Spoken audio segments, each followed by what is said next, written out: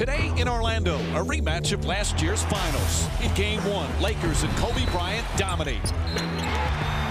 Game 2, Magic miss an opportunity. Lee to the basket, puts it up, won't go.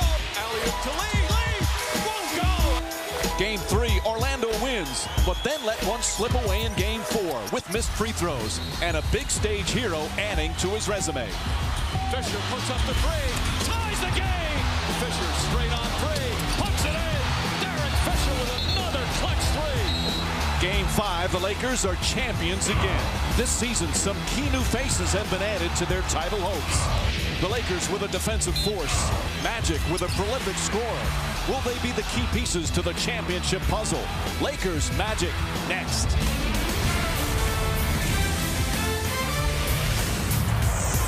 And we welcome you to Orlando, Florida. A sellout crowd once again at Amway Arena for the Lakers and the Magic. Our NBA Sunday Showcase presented by Final Fantasy 13. Last time the Lakers and the Magic played here, it was almost 9 months ago. Kobe Bryant and the Lakers winning the franchise's 15th NBA championship. And right now, as they look at the standings in each conference, both teams right in the thick of things. Orlando probably won't catch Cleveland, but they have Boston and Atlanta on their heels. Lakers still trying to hold off Dallas and Denver in the Western Conference.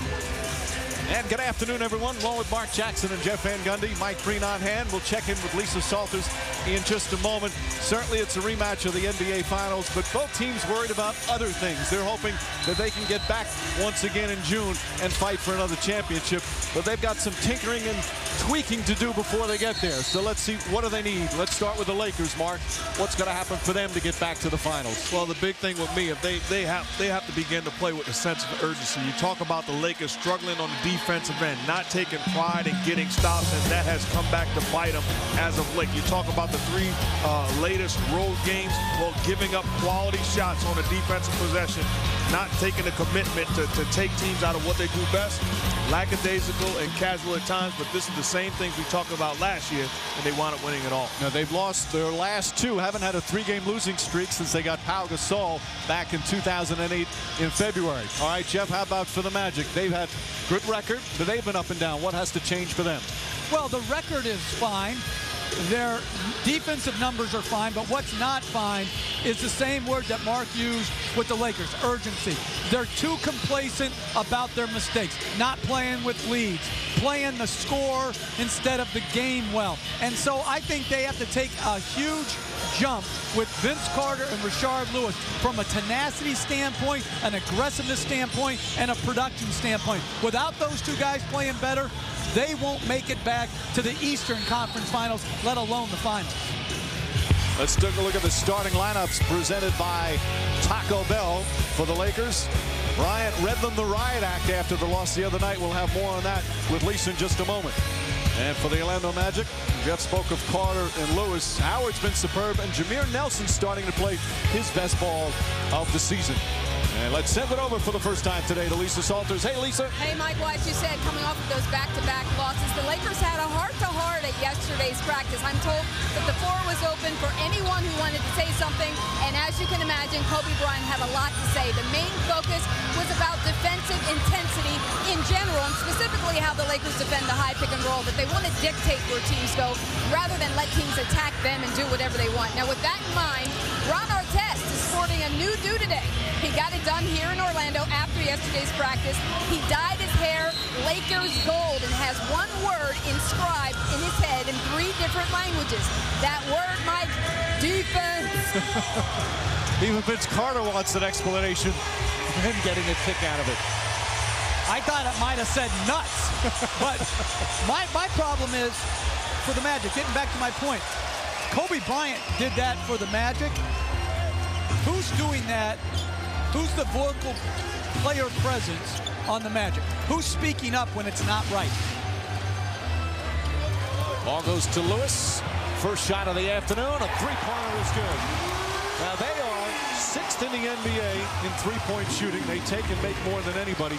But Jeff, you feel during this course of the season they haven't hit a lot of the big threes like they hit last year. No, they used to get on streaks and runs last year where their shooting carried them. And I just don't think they have the same offensive chemistry that they've had last year. As Howard, I think, tipped that one in off the deflection. Because I thought Courtney Lee and Turkoglu were two very good passing team offense type guys. Bryant right up on Barnes.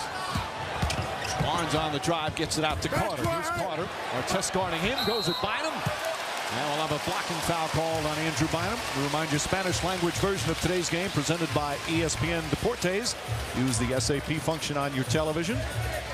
You know, when we talk about different things like they're not hitting big shots or they're not playing up to their capability, you know, you look at their records, they're one of the best teams in the NBA, and this is for both teams, but they both have expectations of what they want this season to finish in. And for both teams, they don't win a title, it's a disappointing season. So their standards are a lot higher than most. And I think that's the problem. If you're dealing with other teams, then this would be a great year no matter how it ended when you get to the playoffs. Well, you talk about the Lakers and the Magic. These are two teams that have the ability to win it all. And anything short of that is a disappointment. See, for me, I don't see the Magic should have those same expectations, like it's win a championship or bust. To me, when you look at their team, Cleveland's a lot better than that. LA's a lot better than that. And many felt that last year that Cleveland was a lot better than them, yet they were the team when push came to shove in the series that came out victorious. Well, I understand what you're saying, but I believe that there's a handful of teams that their mentality should absolutely be, if we go to the finals in the Eastern Conference other than the Cavs and say, okay, we lost to the Lakers, I think the Celtics also. Other than that, falling short of that is a disappointment. And there's four teams at least that fit into that category in the Eastern Conference. Dwight Howard picks up his first foul against Bynum, and that's one of the fun matchups when these two teams go at it. Dwight Howard, of course, the reigning Defensive Player of the Year, against Andrew Bynum, who, if he stays healthy, could be probably the second best center. Now, he's been healthy for the most part this year. No knee surgeries, but right now he's bothered by a bruised tip. Jeff, where is Bynum right now in terms of his growth? Well, I think he's a tremendous player. And when you look at him, he has to share the ball, the spotlight with Bryant and Gasol, particularly Gasol in the post. If this guy was playing on a lesser team where he could be the go-to guy, he would be a 20-point-a-game scorer.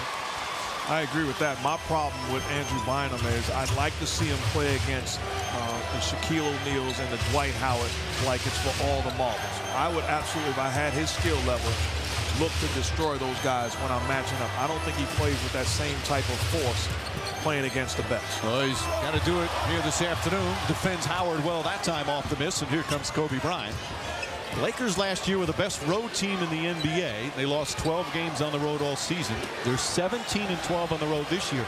Not as good, as evidenced by their two-game losing streak. Losing in Miami Thursday and lost by 15 in Charlotte on Friday, as Fisher gets fouled on his way to the basket. And of course, they played all those home games early, so come March, it's on the road. Phil Jackson likes the road, feels it's a good time for the team to really bond together. But that Friday night loss in Charlotte, I mean, they got pounded pretty good by the Bobcats, and that's why Kobe Bryant went off on the team. Phil Jackson had kind of a air-it-out meeting with the club as Fisher knocks down the first.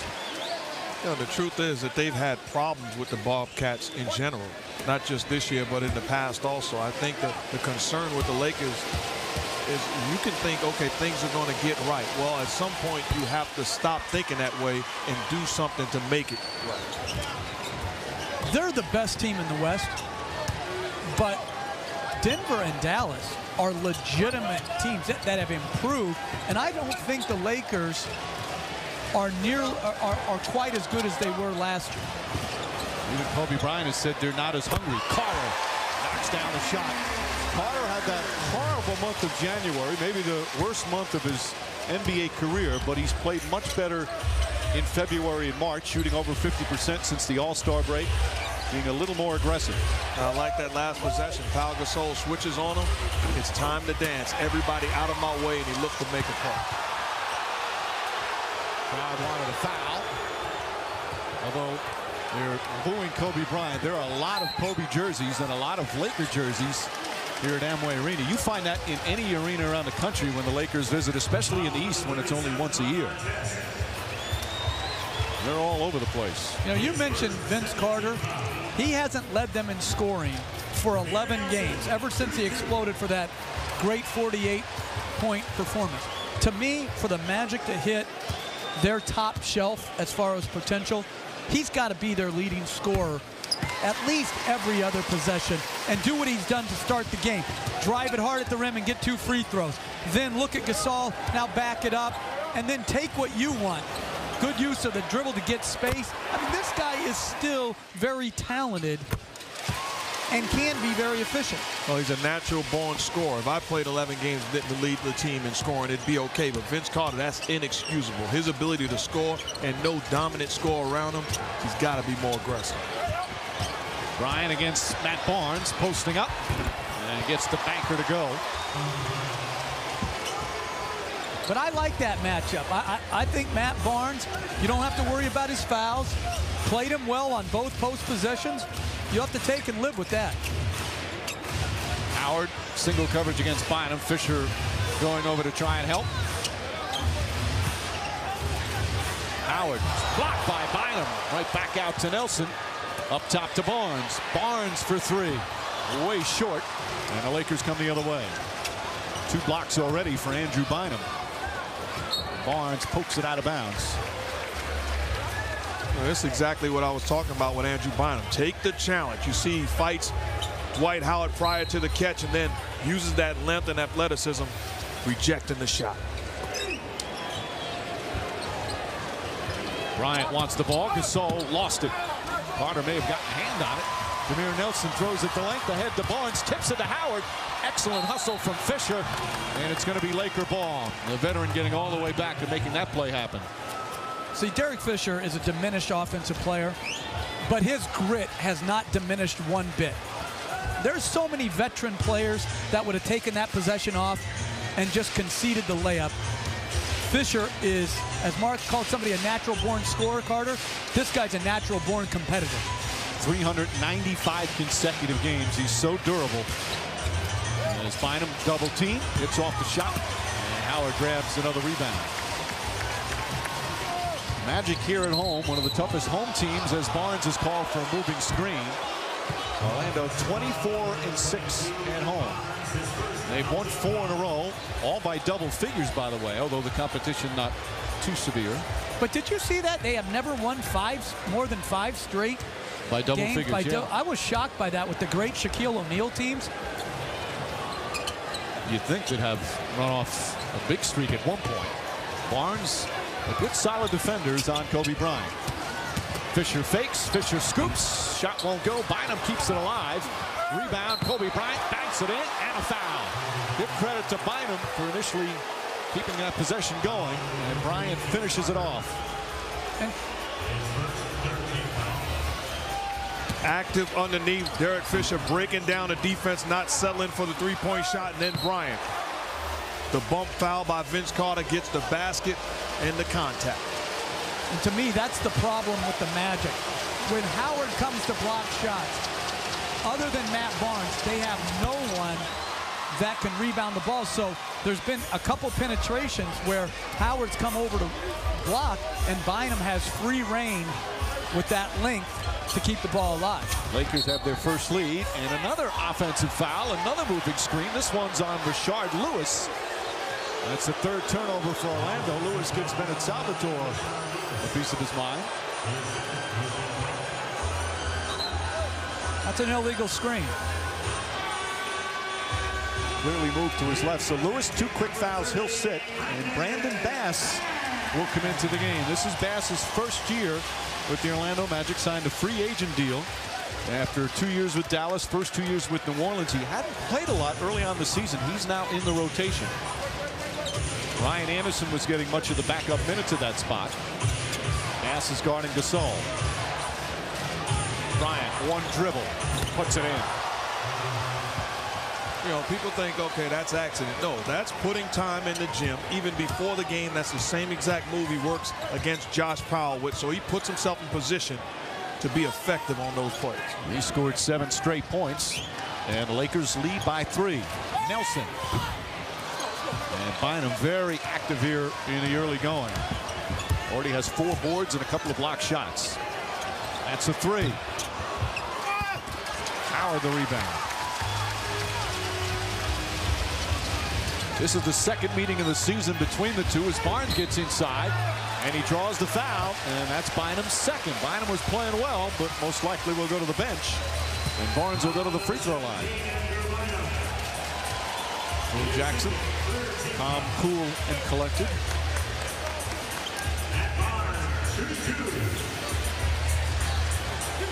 That's a good job by attacking the body of Andrew Bynum. Matt Barnes not settling, goes right into the paint, picks up the second foul on Bynum, and Lamar Odom about to enter the ball game. That's the amazing thing about the Lakers. Here you got a terrific center, and Andrew Bynum comes out of the game.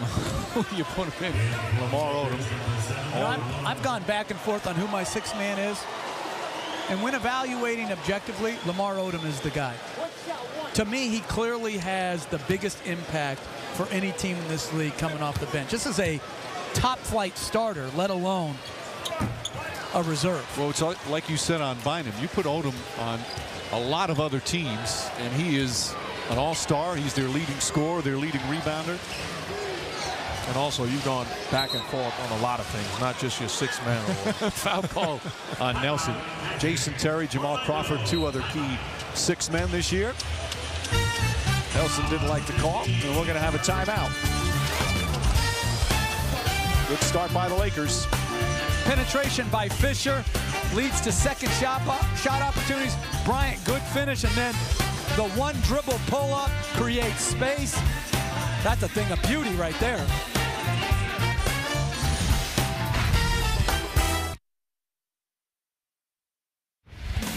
NBA Sunday Showcase on ABC, presented by Final Fantasy 13. Brought to you by American Express. American Express Open is bringing business owners together at openforum.com. And the all-new 2011 Kia Sorento, official vehicle of the NBA. Oh, goodness gracious. Where are the darts? The infamous RV making its way here to Orlando, Florida. Who's looking in that bus? By the way, I saw like people like going in to look around. What do they expect to see? It's a museum. John Barry making an appearance right in front. He's going to get hit. Well, that might be a good use of the bus. Fisher to Gasol. Howard guarding him now with Bynum out. Odom. And a 3-second violation called against the Lakers. Gasol telling Odom, hey, shoot it, you're open. That's good offense. Gasol being patient, takes the double team, kicks it out. You're Lamar Odom, you have to be ready to knock down that shot. But in big games, coming off 2 losses, you're seeing Kobe Bryant. He is going at the offensive board. On some nights, he's very tepid in his movement toward the offensive board. Not here today. What is he on some nights? Tepid. Carter flips it in, tries a little English, draws the foul. Gasol saying, hey, wait a minute, I went straight up. And Carter will go to the free throw line for the second time. But to me, when you're moving, when you're playing against Ron Artest, you have to run that big body off screens. You're not going to isolate him. You're not going to post him. You move him off screens away from the ball. That is his one weakness defensively. And I think that's something that is now. I don't think it was his weakness initially when he had a lively body and the wheels were totally there. Right now, I think that's the best way to attack him because if you're predictable, he's able to use that strength and the hand. He was bothered by plantar fasciitis in both feet early in the season. Gary Vitti, the trainer, told him, you need to lose a little weight. He felt he might have been a little heavy, so he lost about 10 pounds. Says it's much quicker. It's one of the reasons he's been playing some great shutdown defense on most nights recently. You know, a trainer once told me that. I said, have you looked in the mirror lately? Artest blocked by Howard. Good help defense. And just so you two don't get in trouble with the trainers, it's athletic trainers. Okay? Head athletic trainer. Come on, man. Artest trying to draw the foul there. 7 on the shot clock. They get it to Odom. Bass playing him. Physical blocks it. Picked up by Nelson. Nelson inside to Barnes. Can't get it to go. But a whistle from outside, a late whistle and a call. It's going to go against Odom. Boy, what a great block from Brandon Bass, and he gets a huge ovation from the crowd. You know, and here's a guy I thought should be playing all along. You talk about his ability to make shots and then defensively, not giving an inch, active hands. Those type of plays create energy in the building, and it becomes contagious with everybody on the floor. Signed a 4-year, $16 million deal. He liked it in Dallas, but he felt he was going to play more here in Orlando. That wasn't the case early, but now starting to play a lot more. You really think he came for playing time? The $16 million had nothing to do with it? That's what well, I didn't say nothing, but that's what he told me. And I'm going to believe him. Hey, the answer in professional sports is always the same. Money. Artest. 2-point Orlando lead. Just under 5 remaining in the first. Fisher. And Barnes lets it go out of bounds. Stan Van Gundy now in his 3rd year as head coach. Last year they had one of the best seasons in franchise history, 59 wins, back to the NBA Finals. He got a contract extension. And now prodding his team to get back to the finals again. Howard gets inside. Wild shot. Barnes on the follow. He's been very physical. They're letting him play a little bit in there now. You know what I was impressed with? I didn't realize this, so I'm going to juice my brother a little bit here. 6th highest winning percentage of all time, right behind Red Auerbach. That's getting it done.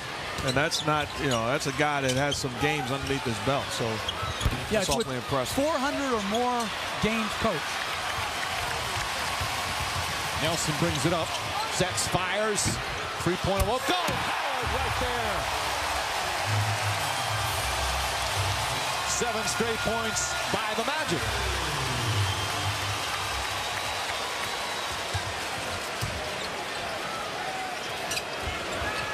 Bryant dribbles out of trouble. Banks it in. And I will say this about Kobe Bryant. The last couple of times we've seen him play, did not look himself. Looked tired, fatigued, looked worn down, looked like the miles has finally caught up. Looking at him early in this ball game, he has a lot of juice in his body. The body is lively, and if I was playing with him, I'd find him with the basketball. And they call a second foul on Lamar Odom as Carter again takes it to the basket. Let's check in on the last total from Stan Van Gundy.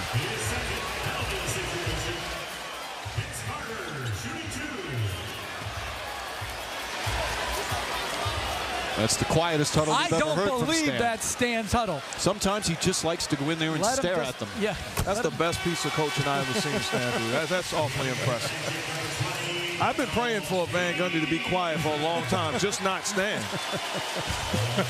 Don't take a shot at my mom and dad like that. And my Aunt Thelma, who's in the building today. I can't believe you got Aunt Thelma's shout out, man. Oh, and my cousin Terry. That's right. Michael Petras has come in. Barnes sits. And how about Carter already to the line as Bill and Cindy Van Gundy enjoying the action? Hey, we're going to spring training for a couple days starting tomorrow. Nothing better. Yep. Carter 6 for 6 from the line already. Bryant gets it, flips it up, and gets the roll. Kobe Bryant very focused and intense here to start. 11 points already. But you see, he's in the paint with cuts, offensive rebounding. He's trying to bring a physicality to the game. And Jameer Nelson, good use of the pick and roll. Nelson, an all-star last year, has struggled to get back to form after having knee surgery in November, but he's starting to play very well recently. And a foul call. Michael Petras inadvertently got his foot caught. As we now let's try and listen to Stan Van Gundy.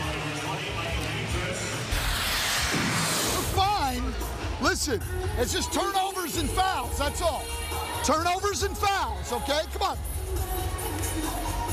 Down here, let's keep attacking. Get good ball movement, and we'll be fine. The Kodak Theater is ready for tonight. Of course, this evening, Steve Martin and Alec Baldwin will host the 82nd Academy Awards, celebrate the biggest entertainment event of the year. The Oscars on ABC tonight at 8 Eastern, 5 Pacific, as we welcome you back to Orlando where the Magic lead the Lakers 20-16. So let's have our version of the Jacksons. Mark, take it away. Love it. You're talking about the Jacksons. Well, I thought about it. By the way, that looks better than Oscar. Best new actor, Tariq Evans. If you're a young fella averaging 25 and 5, outstanding job. Best director, Nate McMillan and Mike Brown. You're doing a great job in Portland and in Cleveland. Surprise of the year. Talk about those guys that was big signings, didn't get it done. And the best actor, no question, in a runaway, LeBron James. Outstanding job of being the best in basketball this year. And they're all thrilled with their awards. Acceptance speeches later as Josh Powell hits the first. Now we thought we'd have some fun. Producer Tim Corrigan has put together what we call the Jacksons. A little trivia for you. So you test your Oscar knowledge or Academy Award knowledge. Let's see. Here's your question. Name the 3 sports films that won an Oscar for Best Picture. Now, wow. don't go to your text and get all from your pals. Hoosiers? No, did not win Best Picture. I'll give you a hint. You're a big boxing fan. Oh, okay. I got that. Rocky. That's one. Did Raging Bull? No, that's a good choice. Oh, hold on. No, this is a different one. What is that? Look at me. What is this? Chariots of Fire. Hold on. You at a club as a youngster? That's your dance move. No. That's like a, what do you call that game where you give a hint without saying it? Charades. Charade. That's it. I was trying to give you. $1 Million Baby. Very good. I'm coming on strong. And that's the third one. And of course, we've used this. The theme from the third one is the one as Jeff Shear said. I didn't understand. That was Chariots. terrible, by the way. Chariots Seriously. of Fire. You know, I never was a good charade, but like the pressure crunch always made me. They said, give me another clue or whatever, and I stayed on the same clue, expecting them to get it. Like it made sense to me. Why doesn't it make sense to you? By the way, that last foul on Kobe Bryant, that was his first. And the Magic back up by 5, equaling their largest lead here in the early going. Jordan Farmar in the game. Josh Powell, as we mentioned. Shannon Brown. Ball deflected. Started to say earlier, this is the second meeting. They played back in January as Jason Williams can't hit. Ball tipped, taken by Howard. Goes back up and throws it down. The Magic lost to the Lakers at the Staples Center in a game they were leading after 3. As Bryant fakes, Bryant gets hit. Now they call it on Howard or Petrus. It's against Howard, and that's his second foul. So Gortat will quickly come in, although Howard just with another monster dunk down the other end. I like what he's doing, too. Not catching the ball on the block. Well, go get the basketball off the offensive boards. Active hands and exploding to the rim. That's how you get touches. He's trying to get an explanation from Bennett Salvatore on that last foul call. Both of Dwight Howard's baskets have been missed pull-up threes in transition. First one by Nelson, that one by Jason Williams. The length of the Lakers impacts his postgame. Not just the length on him, but the length of the other players. Good team defense approach by the Lakers. Bryant in that last meeting against Orlando did not play well, just had 11 points. Well, he's already got 13 in the first quarter. Look at all the free throws he's shot already. 23 free throw attempts combined here in the opening period, and there's still 1:55 remaining. Petrus lost the handle. Shot clock down to 5. Carter splits the defenders, goes to the basket, and draws a foul. Late whistle, but he got it as Powell hit him. When Vince Carter plays like this, attacking the rim, he's still a great player. You see this Michael Petrus, not his best part of his game, but good use of the split of the pick and roll and right at the rim, not trying to avoid contact, going right to the rim. That's the Vince Carter that Orlando needs to show up and show out. And, you know, Vince Carter's a guy I played with, has the entire package on the offensive end, the ability to score in bunches in a variety of ways. He started off strong, had some injury problems early, then, as we mentioned, had that horrible month in January. Hits the free throw. Now, you look at his last 4 games, he took 9 free throws total in the last 4 games. He has 10 free throws here in the opening period. 7-point Orlando lead. Gasol drives on Gortat and draws the foul. See, to me, that's a mistake by Gortat. When Gasol gets the ball at the elbow, you have to cushion him such that he can't get by you on the first dribble. If he shoots a 17-foot jumper, that's got to be fine. But when he drives it like that with their offensive rebounding, you're already being in the penalty, that's just unintelligent defense.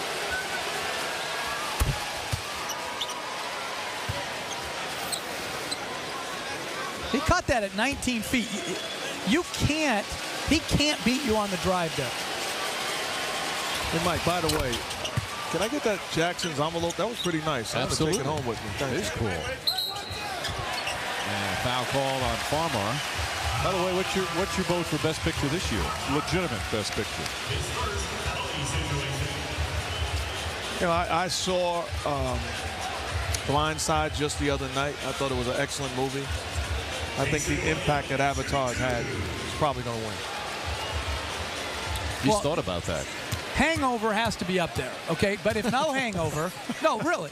Like, I don't understand how Hangover can't be in there.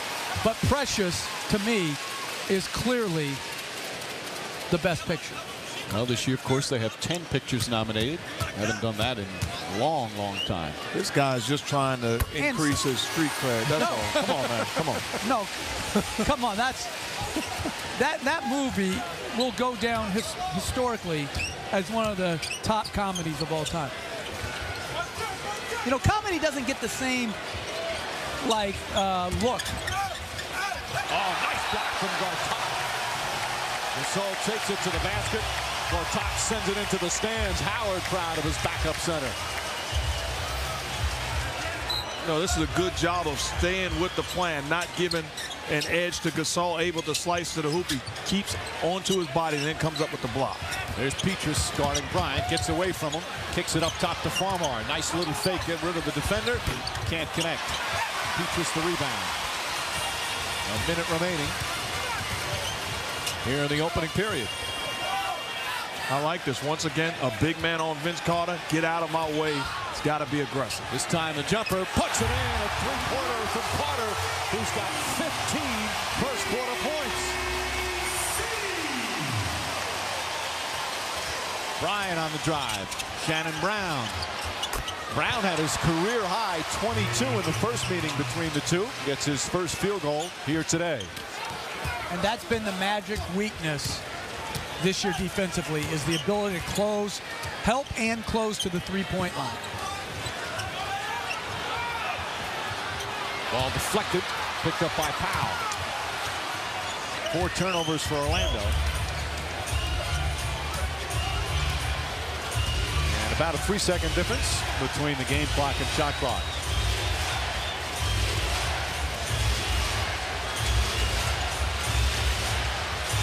Bryant makes his move. Petrus, excellent defense, blocks the shot, picked up by Williams. Still time to get off the shot. Williams converges at the buzzer. And a strong finish for Orlando. They had 4 blocked shots in the opening period. Kobe Bryant leading the way with 13. Carter with 10 free throw attempts. But Orlando getting some highlight deflections and blocks here in the opening period. Michael Petrus blocking Kobe Bryant. Gortat blocked Gasol.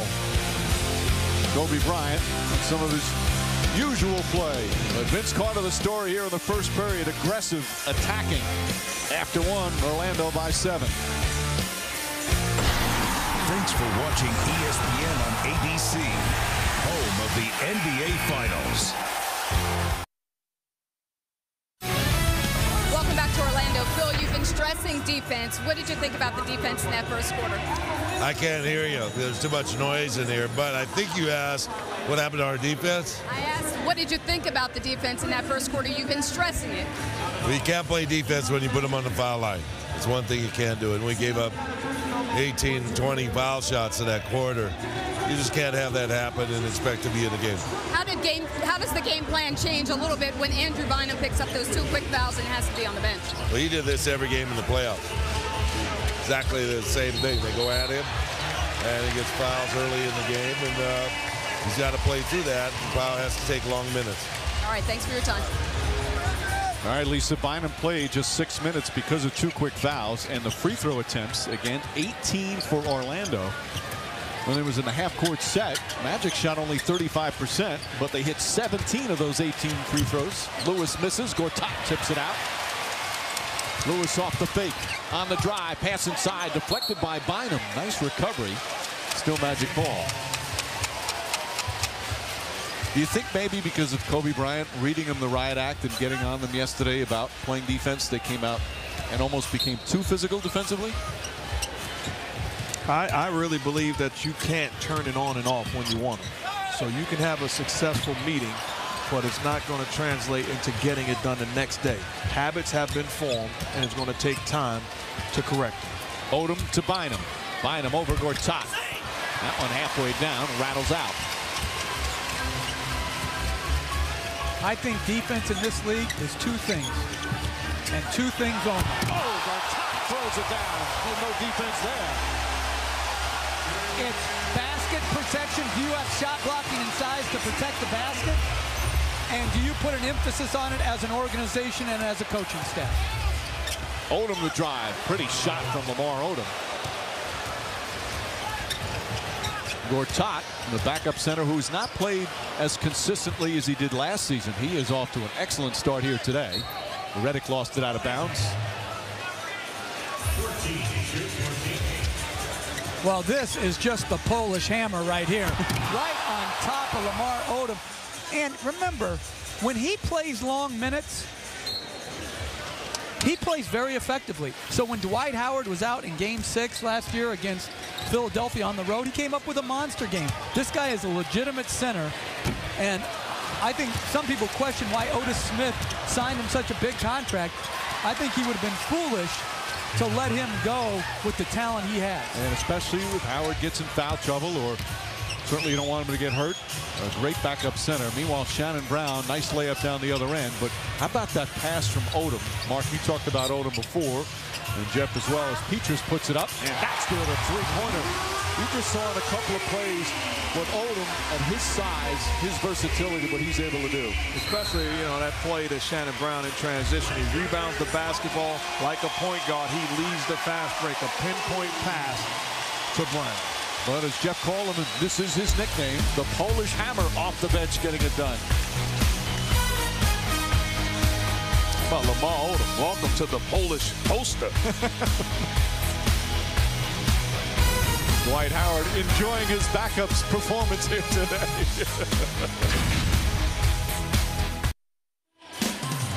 Beautiful day in Orlando, Florida. Meanwhile, tonight, a couple of NBA games on ESPN. Kicks off our special edition Wizards and Celtics from Boston at 8 Eastern. And then the Trailblazers and the Nuggets from Denver. Meanwhile, Vince Carter here this afternoon getting it done for Orlando. Well, you're talking about a great scorer, and if you're a great scorer, it's inexcusable to go through droughts, because if you're in attack mode, good things are going to happen. You see him not settling for perimeter jump shots, putting the ball on the floor, attacking the body of the Laker bigs, getting to the free throw line. You talk about 10 for 10 from the free throw line in the first quarter alone. You take a look at January playing against the Lakers, 3 of 11 from the field, no free throw attempts. Get yourself going by going to the line. Carter on the bench right now. J.J. Redick, Jason Williams, Gortat, Petrus, 4 bench players, and Rashard Lewis. Orlando has a very good bench as Farmar comes up short. They've been a little inconsistent at times, but they've got some good depth. 8-point Orlando lead. You know, Mike, I actually question their depth this year. I don't think they're nearly as deep as they have been in past years. Lewis can't control it. Because I don't think they have, other than Odom, a guy that could start. Now, Luke Walton being out, I think, hurts because of injury. But I don't think they have this great depth that they once had. I was talking about the Magic depth. Oh, I thought you were talking about the Magic. All right. Because the long clock didn't go off. Well, I'm not sure about their depth either, by the way. Got the rebound. And I'm not sure how much it really matters. If you have 7 or 8 guys that can play, that's what you need. Petrus, but you look at last year's playoffs, now talking about Orlando, Petrus had some huge minutes from them. Gortat, as you said, in that game set clincher against Philadelphia, their bench played a key role in their run. Well, no question. I really think when Petrus is their wild card. I have no idea how he's going to play game to game, and I don't think he does either. But when he plays well, they're very tough, difficult to beat. And the ball hit the shot clock above, so it's out of bounds. Well, he'd much rather go to his left. Good pull-up. He hit a 3 earlier in the game, and he's by far their most athletic defender. Barnes has probably the most tenacity. Petrus has the most athletic ability defensively. 8.5 remaining in the second period. Williams. Lewis left open way short. An air ball from Lewis. He's 1 of 4 from the field. You know, but that's the difference. Vince Carter caught that same pass earlier, shot fake with the defense running at him, got himself going by going into the paint area. You can't just settle with being a jump shooter. But that's not really his game, as Artest lays it in. You know, he doesn't have that same creative ability, but he has really dropped in his production this year, Rashard Lewis has.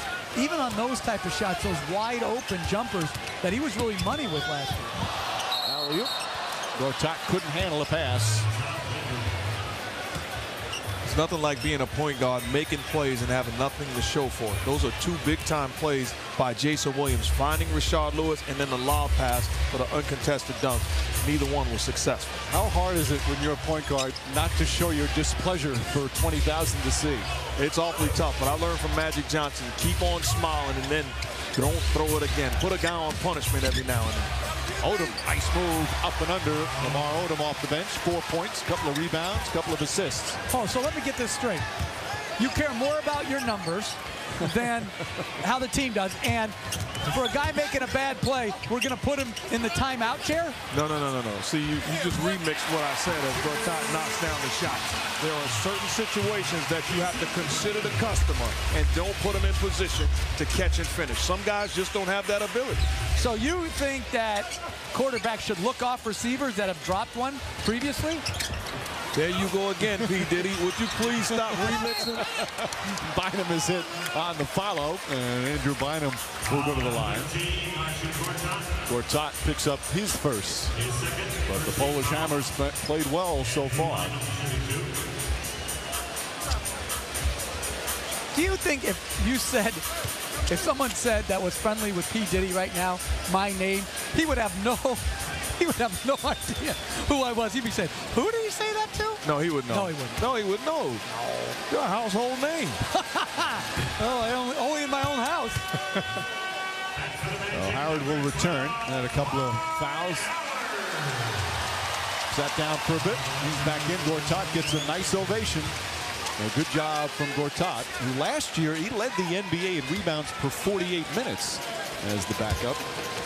The question on those stats is if he actually played 48 minutes or in a starter's role, could he sustain that? And that's the great unknown. Until you do that consistently as a starter or get the opportunity, it's hard to project that. Correct. But in terms of what his role was, he certainly did it to his best ability. Williams' shot won't go. Odom, another rebound. Artest wants a lob pass. Petrus fronting him. Brown off the dribble. Odom on a drive. Lost it, but he got hit. So Odom to the line. More free throws attempted. We've got, and that's 3 on Howard. They called it on Dwight Howard. He can't believe it. And Gortat, a quicker rest than expected, is going to come right back in. Howard's done for the first half. Howard talking to Phil Jackson and somebody on the Laker bench as they just showed the replay on the big screen here. And let's take a peek as Odom knocks down the first free throw. So his half is done.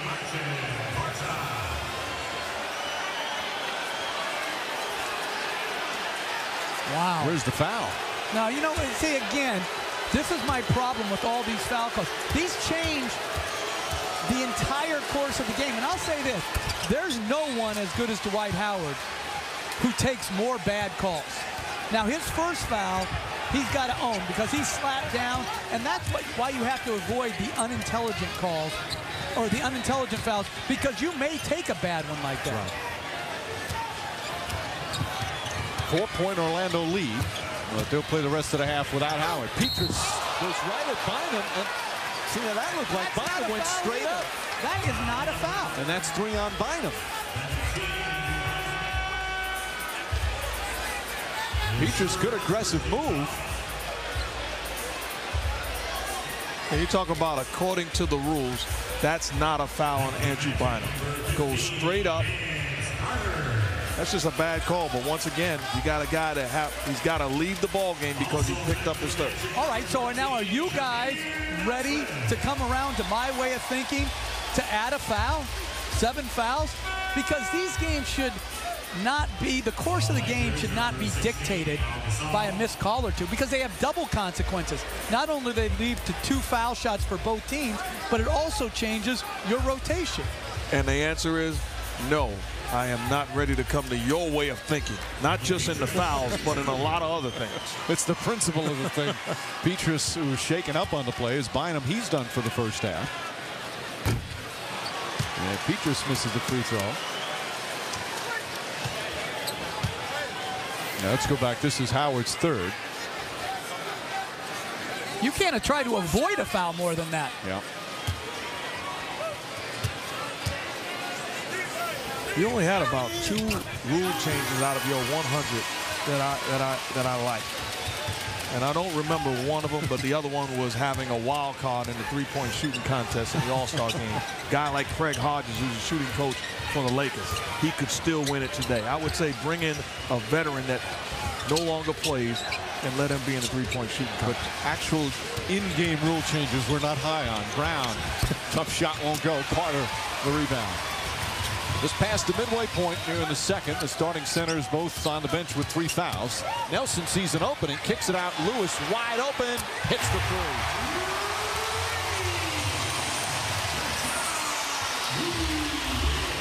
You know, and those are the type of shots that you love as a coach. Off of inside-outside attack. It wasn't a post play, but it was penetration into the paint and a good kick out by Nelson. Brown to Fisher. Derek Fisher spots up. That's a 3. Comes right back. They're saying his foot's on the line. So a 2-pointer for the veteran. Bryant sitting a long time here in this quarter. And Nelson. And a foul on Nelson. Derek Fisher says thank you to Tony Brothers as Nelson pushed off to pick up his foul. The veteran Derek Fisher, a good smart play defensively. Talk about Jameer Nelson off the pick and roll, looking to attack, forces help, and then on-point pass to Rashard Lewis. 3-ball, corner pocket.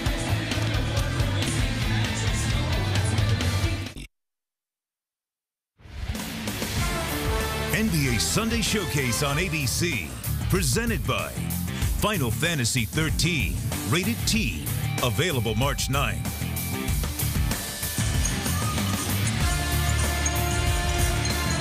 Sellout crowd at Amway Arena. CC Sabathia and Andy Pettit sitting courtside to watch the Magic and the Lakers. Currently a 6-point lead for Orlando. Basketball fans making about an hour-and-a-half drive up from Tampa with their spring training. Tonight on ESPN, doubleheader, Washington and Boston, Portland and Denver kicks off at 8 Eastern.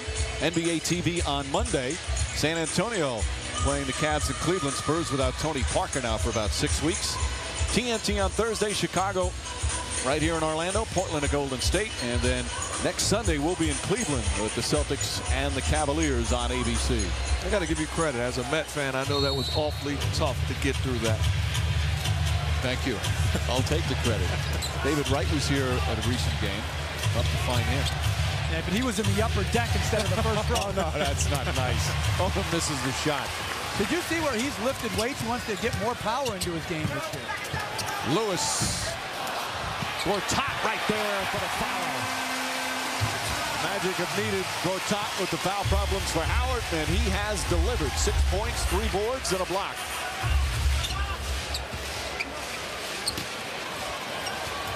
Kobe Bryant back in. Barnes right with him. Bryant to Artest. He's got defense and spin his head in 3 different languages, but provides some offense there. And people don't understand, Coach, how good of a pass that was from Bryant. Nelson kicks it out. Barnes spotting up. Too strong. Make, miss. 2 good plays offensively, 2 good passes. One makes, the other misses. To me, that's Barnes' only hole in his game. Fisher in and out. Gortat grabs another. But I like what Jameer Nelson's doing on a pick and roll. To me, he's got to stay aggressive. This is their best chance to create offense. Under 4 to play here in the second. Not as many whistles, or a lot of free throws, a lot of fouls in this game. Jameer Nelson nails it.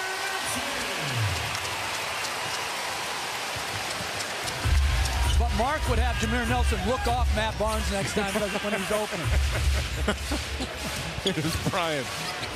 Double teamed again. Fisher fires away, knocks down a three. Bryant didn't want to go to Fisher, but adjusted his pass and found the other open man.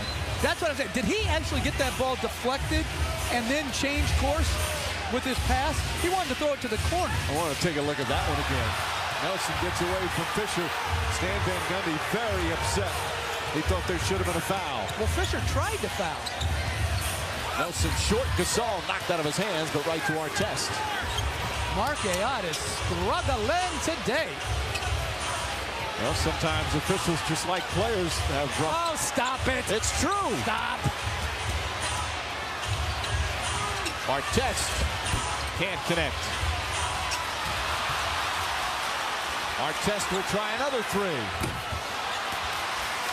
Both teams are shooting 35% for the Lakers, 40% for Orlando. Nelson inside. Barnes. Nice finish from Matt Barnes.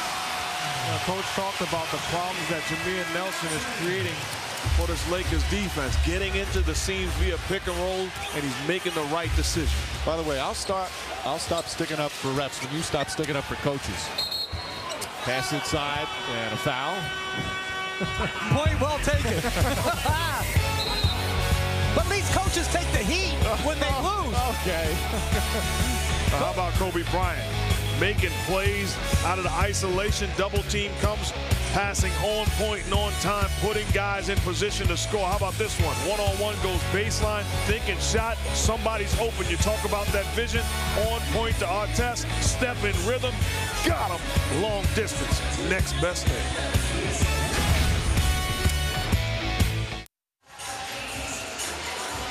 Late second quarter in Orlando. Magic holding on to a 6-point lead, getting some help on the pick and roll that Stan Van Gundy is trying to get his team to do against this Laker defense that has been struggling in recent games. Get him, Marsh! Well, pick and roll is the way to exploit the Magic, as Gortat was encouraged to roll hard. But these other plays are exactly what you're trying to do. Move the defense with the pick and roll. Poor coverage here. Good recognition by Redick to throw the ball across court. Gortat does a good job sealing. Catch, shoot over the long Andrew Bynum, and then Jameer Nelson. The best part of his game is pick and roll offense, gets deep into the lane. Good on-target pass to the spotting up Rashard Lewis. Gasol. Fisher fires away again, away short, and Gortat another rebound. Big minutes from Gortat here in the first half with Howard having foul problems. I think Gortat is their 5th or 6th best player. Carter again takes it to the basket. 17 points for Carter, although his first points of the second period. He hasn't missed a shot. 3 for 3 from the field, all 10 of his free throws. And Phil Jackson will call a 20-second timeout. He's giving Ron Artest an earful. Ron Artest defending Vince Carter. My suggestion is get a new haircut and a new design, because that's bad defense.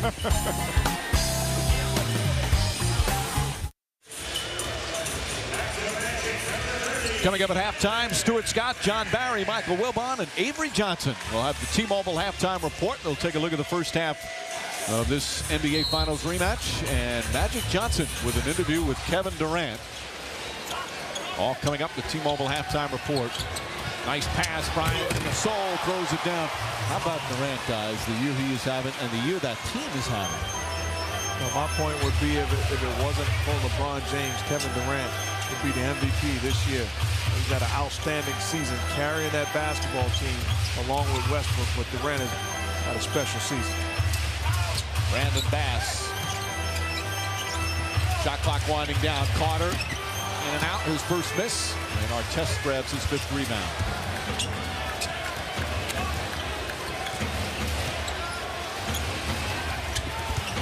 Fisher looking for a shot. That one in and out. Gasol gets the offensive board. Bryant sat a lot in his second quarter after having 13 first quarter points. Can't connect there. Nelson helping out on the boards. Nelson to Carter. Carter again on the drive. Matt Barnes comes flying in for the rebound. Knocked out of bounds. Magic ball. Very good vision by Jameer Nelson in transition, and that has not been his strong suit. Good pass to Vince Carter. I thought Carter could have taken it one more dribble right to the body of Gasol. Good rebound by Matt Barnes.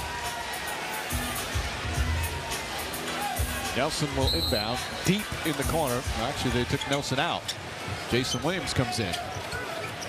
Williams and Petrus back in. That was 2 fouls on Nelson. Don't want him to get his third.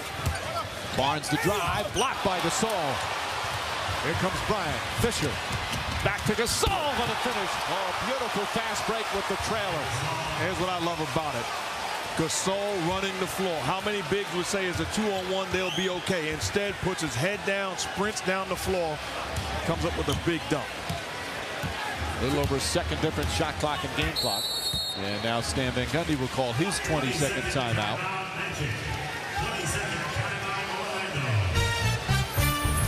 This is just good basketball. You get a stop defensively and then all-out sprint. 3-on-2 fast break. Gasol delivered from Fisher. Finishes in transition. A thing of beauty.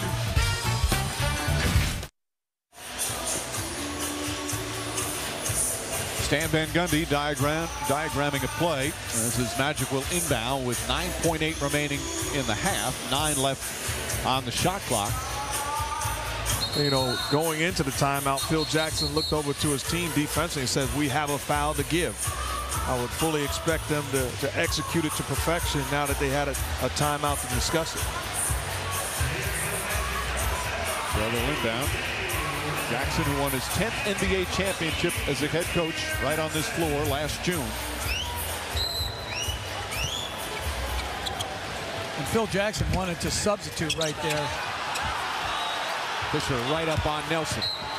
And a foul on Fisher. But again, as we said, a foul to give. Well, that's why if you're the Magic, you got to come out that timeout understanding that the Lakers are going to commit it. So you look to attack earlier, giving yourself more time. Now Shannon Brown will be able to commit with 5.3 remaining. Well, your brother's been in Mark Ayot's ear this whole quarter. They've both been in Mark's ear the whole quarter. A travel call on Carter. You can't move, but they called. I couldn't tell if he he was moving a little bit, but it didn't look like he moved to gain an advantage there. Now the Magic have a foul to give as Barnes and Bass come in.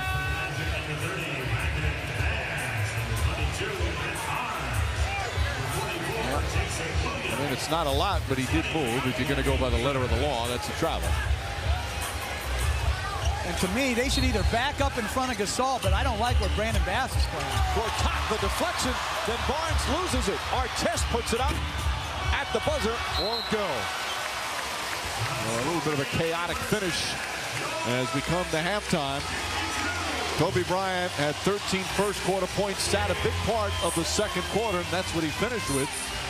Meanwhile, the Magic, they'll go into the locker room with a 4-point lead, despite the fact that Howard played only 11 minutes at just 4 points because of those 3 personal fouls.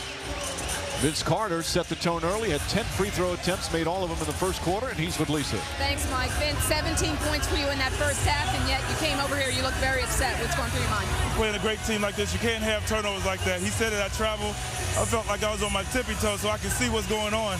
But unfortunately, we didn't give up a basket. 10 free throw attempts for you already in that first half, 10 out of 10. What's your mindset as far as attacking the rim today? Well, I mean, everybody's loading up on Dwight, just trying to get in the paint, make plays. If it's a smart play, get into the rim, I'm going to take it. If not, I'm going to try to get in there and just find open guys. All right, thanks for your time. Yes, thank you. All right, Lisa, after the break, we'll have the T-Mobile halftime report with Stuart Scott, John Barry, Michael Wilbon, and Avery Johnson. It's coming up. 2 quarters complete here in Orlando. A rematch of last year's NBA Finals. Magic trying to win their 5th in a row. The Lakers trying to avoid their first 3-game losing streak since January of 2008. Halftime, and it's 52-48. Magic in front.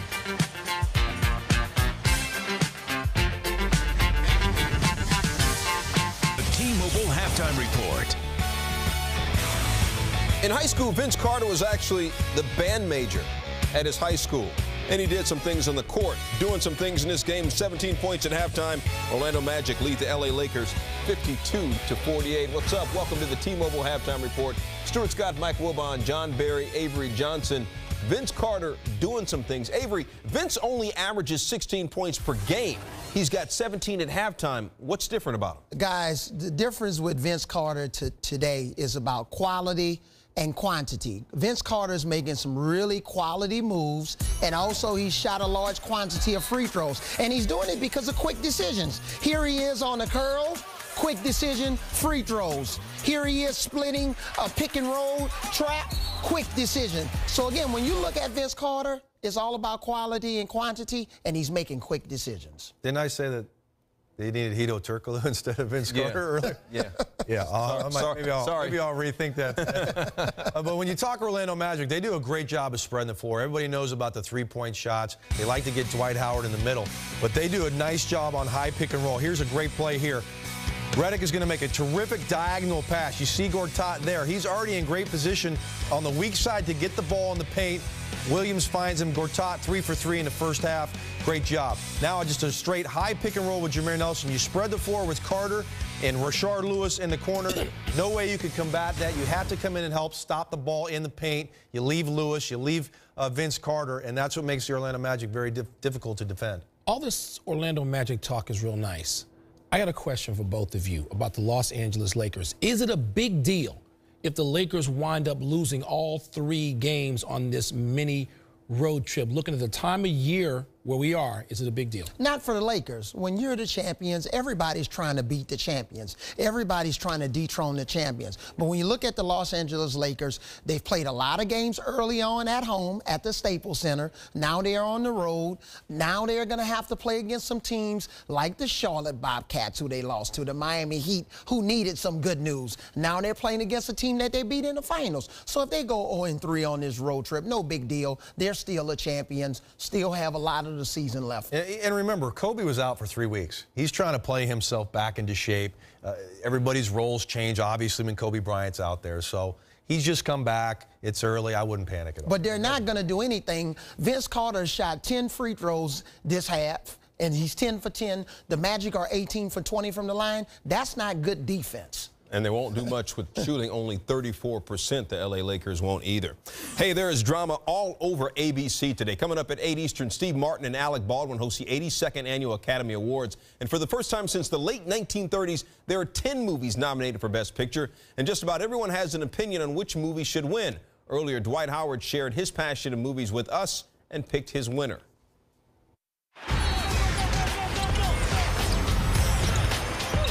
Ooh. I'm going to go with Law-Abiding Citizen. I love going to the movies. That's one thing. I try to catch all the new movies the day it comes out. In whatever city I'm in, try to see a good movie.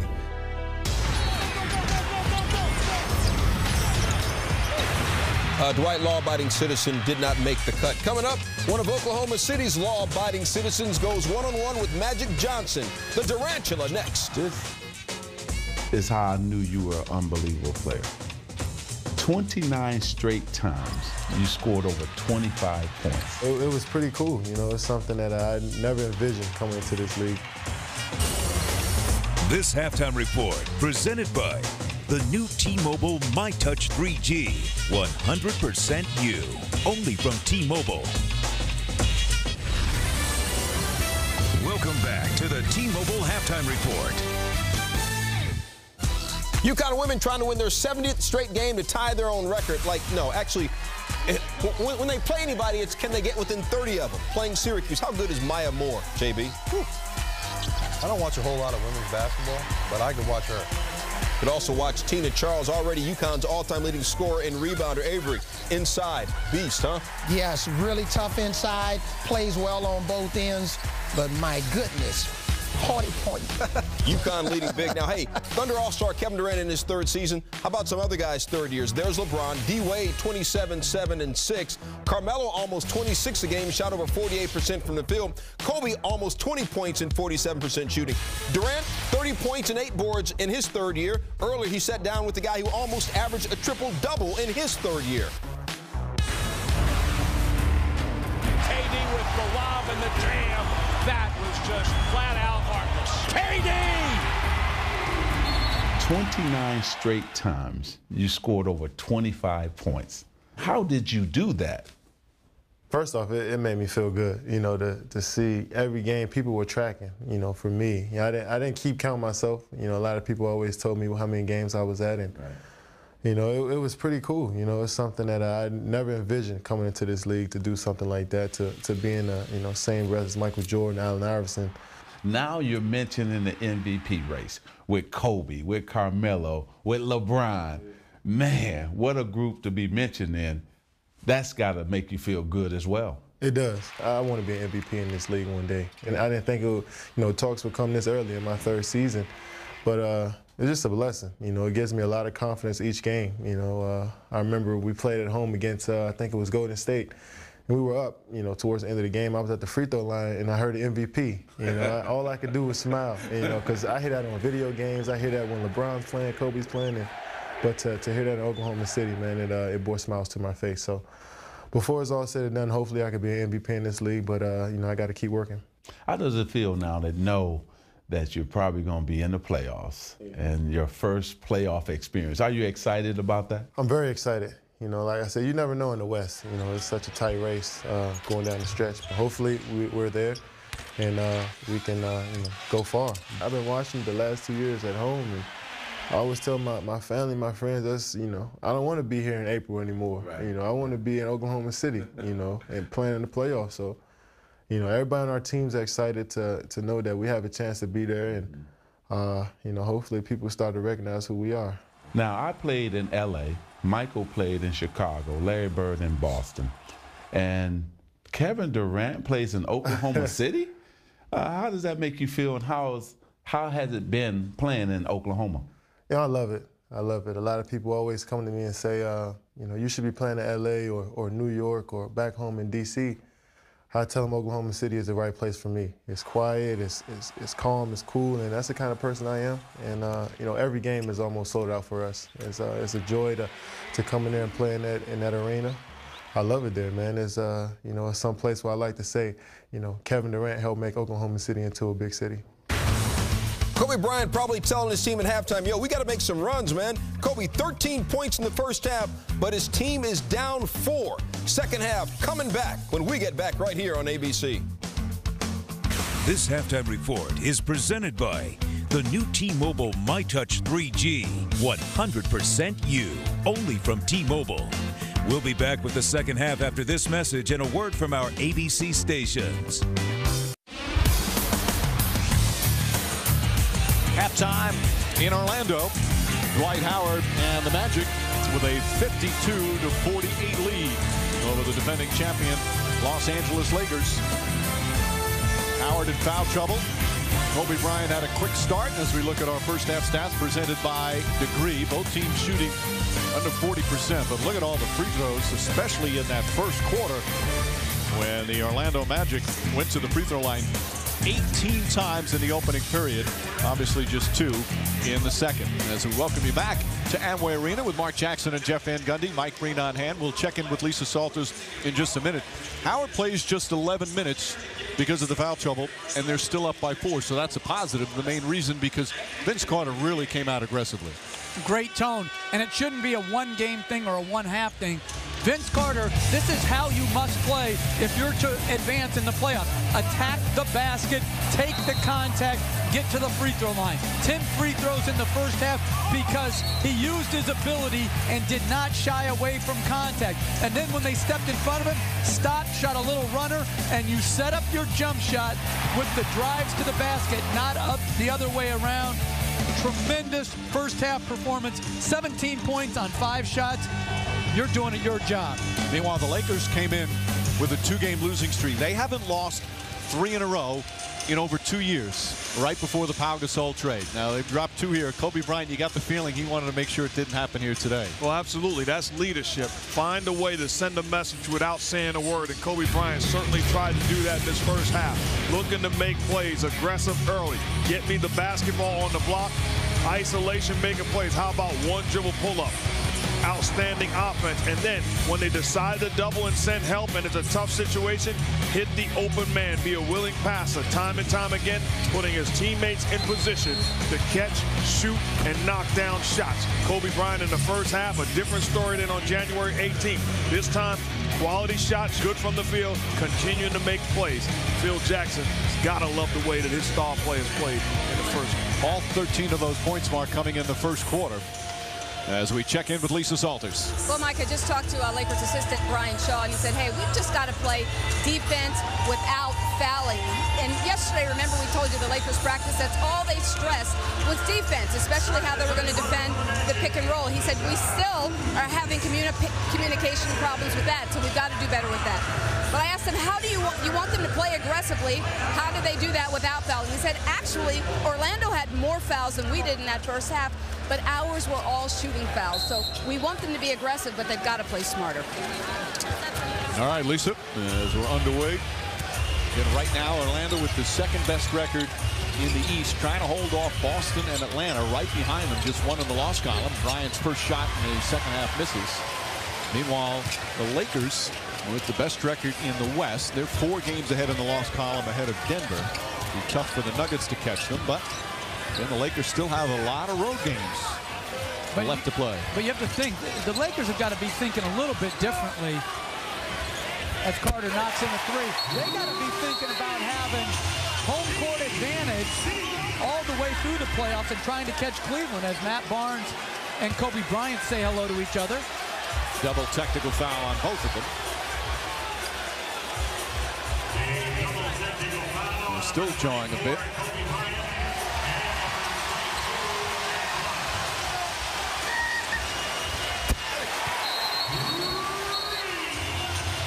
You see, here's my problem taking a look at that. That's not a double technical foul. That's a technical foul on Matt Barnes afterwards coming towards.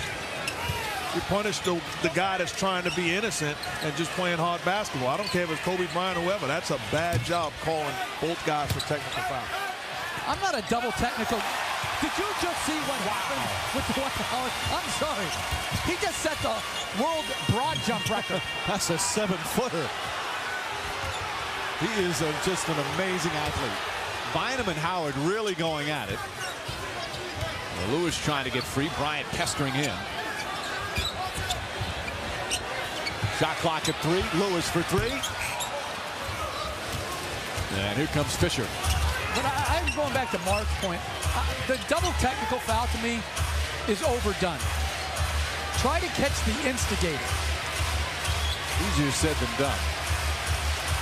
Well, then, Bryant drives. Blocked by the backboard. And Bryant goes tumbling into the photographer's Barnes, stripped by Fisher down the other end, but Fisher was out of bounds when he touched it. So it's Orlando ball. Well, Mike,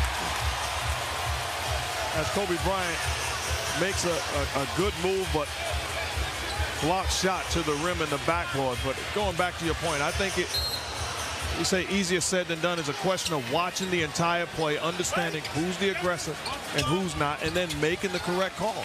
That's simple to me. That's not difficult. Well, see, I disagree on that. I think sometimes because you got pushing and shoving, sometimes you don't know something that precipitated it seconds earlier, sometimes the possession earlier. Okay, so I'm trying to get this right. It's hard to make a foul call. It's hard to... That's nothing, by the way. That's just... And this is nothing, by the way. That's just body contact until Barnes comes at him. But if they're not responsible for foul calls, which you said is hard, and double technical, what are they responsible for? As Bynum dunks it. Throws it down. I'm saying it is a hard job. That's why they're well compensated. I'm saying it's a hard job.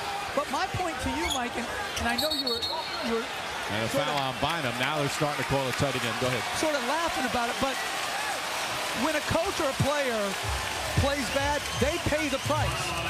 They lose. But that's where the frustration is sometimes with officiating, is that the only team that pays the price for a bad call is the team that takes it, not the official himself. Right, but that's the nature of what they do. I mean, what do you want to happen now? I want them to get it right. Well, they try and get it right. I know that, but I tried to be an NBA player. I wasn't good enough. See, I thought you should have been a player. Trying's not good enough. You get rewarded in this world for what you get done. Howard misses Barnes. A foul, and then Barnes gets into Bryant's face again. He's going to be gone, I think. Another technical foul on Barnes. Second one, you're automatically out. You know, the thing they did miss as Barnes went to the body of Kobe Bryant after the dunk is Kobe Bryant, as Barnes is coming down off of the dunk, the elbow to the neck. And it's not on purpose, but he's in position. Now, they called the tech on Howard, but he must have given him the wrong number. I don't understand that at all, unless Howard said something to Tony Brothers. All right, Howard shot. There's Barnes, throws it in. Oh, see, Howard, you just saw that. Howard said something to Brothers, so it wasn't the Barnes. My mistake. I thought they called this a taunting on Matt Barnes. But that should have been a technical on Kobe Bryant as well. I mean, I don't know what Howard said, so I can't speak to that, but. Shot clock at 6. Bryant. Barnes stays with him, and there's a foul.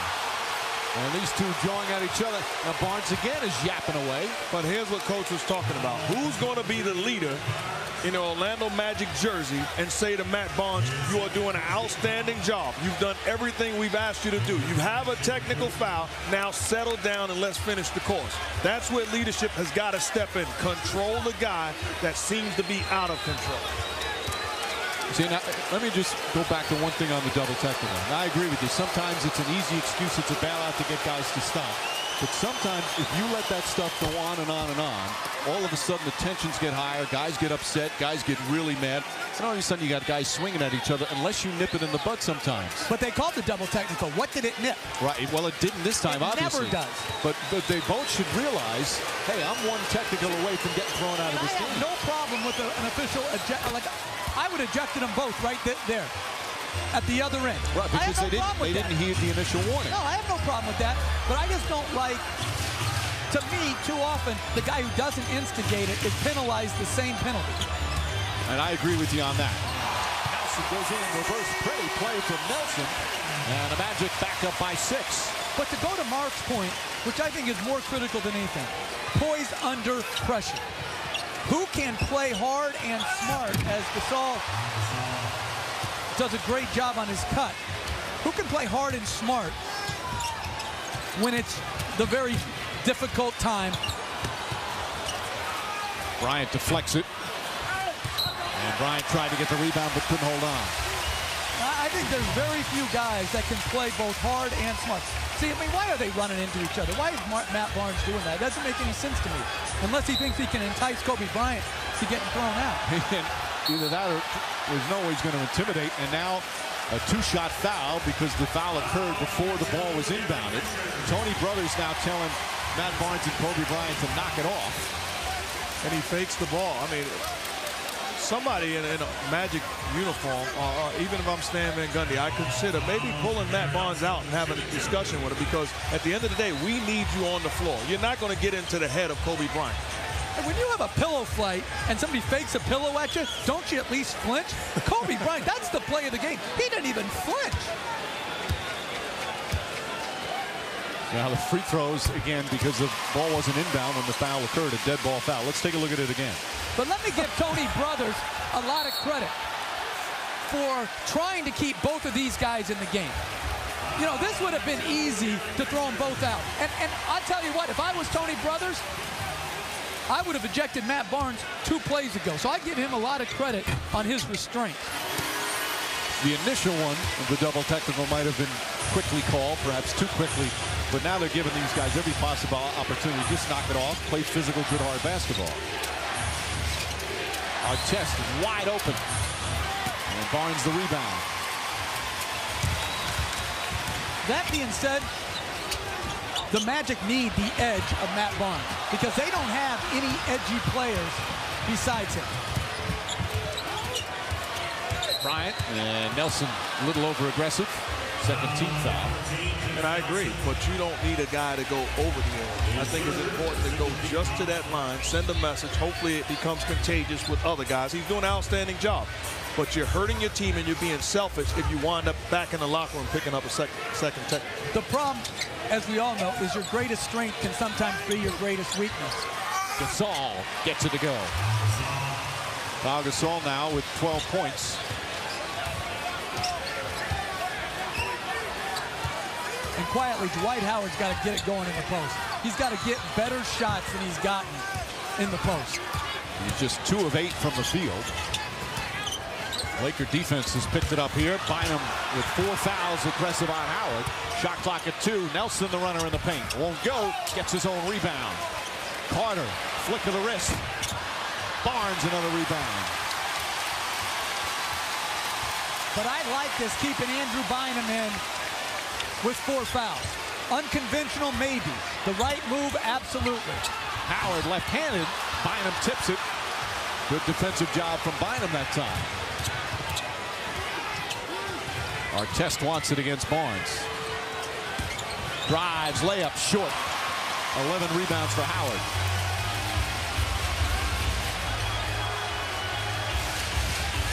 Just over 5 minutes gone by here in the third. Nelson gets inside, swatted out of bounds by Bynum. That's his 3rd block of the game. Give Bynum credit. Although he has the foul trouble, he's staying aggressive defensively. And a timeout called with 6:44 remaining in the third. This is starting to get fun. Rematch of last year's NBA Finals.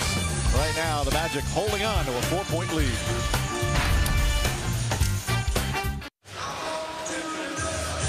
Welcome back to Orlando, where the Magic lead the Lakers 61-57 in the third quarter. Look at Ron Artest's hair. This is a brand new do that Ron is sporting just for today. On the top of his head, Hebrew, the word defense. In the back of his head, the same word defense in Japanese. And on the side of his head, in Hindi, the language of India, same word. I'm with Ron Artest's barber. Boogie is his name. Boogie, how do you even know those characters? I'm assuming you don't speak or write those languages. How do you know what it says? Well, it's a lot of time we spend on the internet, on Twitter, talking with our own sources, our own friends, our own connections, and we just got to kind of pair them up and then do our research and make sure everything is correctly written. How long did it take you to do all of that to Ron's hair, including the color? Well, the coloring took about close to 3 hours. We had to bleach it out, and then I put the designs in, that was the first hour on the blonde, and then about 45 minutes on the design, and then we spent another 45 minutes to an hour putting in the purple color on the designs. Well, thank you very much. I'm sure you're going to get a lot of calls, people, or maybe not, wanting you to hook up their hair. Maybe I should get something, Jeff. What do you think? I didn't know Boogie had sources, number one. I didn't know you needed sources, and I would say that's a lot of time to get your hair cut. How about getting some shots up? I was just going to say that's 5 or 6 hours. Isn't your barber named Boogie? Mine is Fabrice. Howard grabbed by Gasol. But I'm going to have to give Fabrice a nickname now. Bobo. The eccentric Ron Artest. You know, this is good defense. Active hands. The stunt, as far as Derek Fisher's concerned, does a good job of sealing, getting Howard out of rhythm. And if you're Pau Gasol, you're saying, okay, where's the help coming? Because I cannot defend them one-on-one in this paint area for too long. And Howard, who leads the NBA in free throw attempts, over 10 per game. That's his first one of the afternoon. Again, he's been in foul trouble much of the game. He has 11 rebounds and a block shot. Off the miss. Midway through the third, 5-point game, Orlando in front. They've led much of the way. Largest lead, a 10-point advantage. Odom is in now. Bynum with his 4 fouls sitting. Gasol single coverage. Howard has 3 fouls. Ball knocked away. Barnes good help defense, and then Fisher runs into Nelson to stop the fast break. 3rd foul on Fisher. Derek Fisher, in those instances, when he fouls you, he lets you know he fouled you. And I think if you're Pau Gasol in this situation, once the help comes, get rid of the basketball and trust guys around you.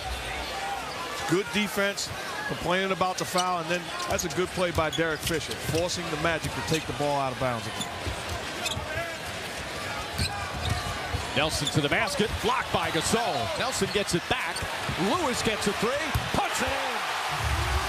Terrific defensive play by Gasol, but Jameer Nelson hangs in there and gets him the 3-point attempt. 8-point lead for Orlando. 7 rebounds for Jameer Nelson. See right there, that indecision in our test. You've got to catch and shoot, catch and drive, or catch and pass immediately. And this is just a good read by Jameer Nelson. Getting back the basketball and then finding Rashard Lewis all by himself in the corner. Artest had stepped out of bounds. Lewis looking down low for Howard. 4 on the 24. Nelson looking, gets inside, out to Lewis. Did he get it off in time? Yes, I thought the shot clock expired. That's a 24-second violation. It should have been. They'll be able to look at the replay. It's his 4th 3-pointer if it counted. But the officials will now take a look at the replay. Listen for the clock, the sound, as the 24 expires. No way.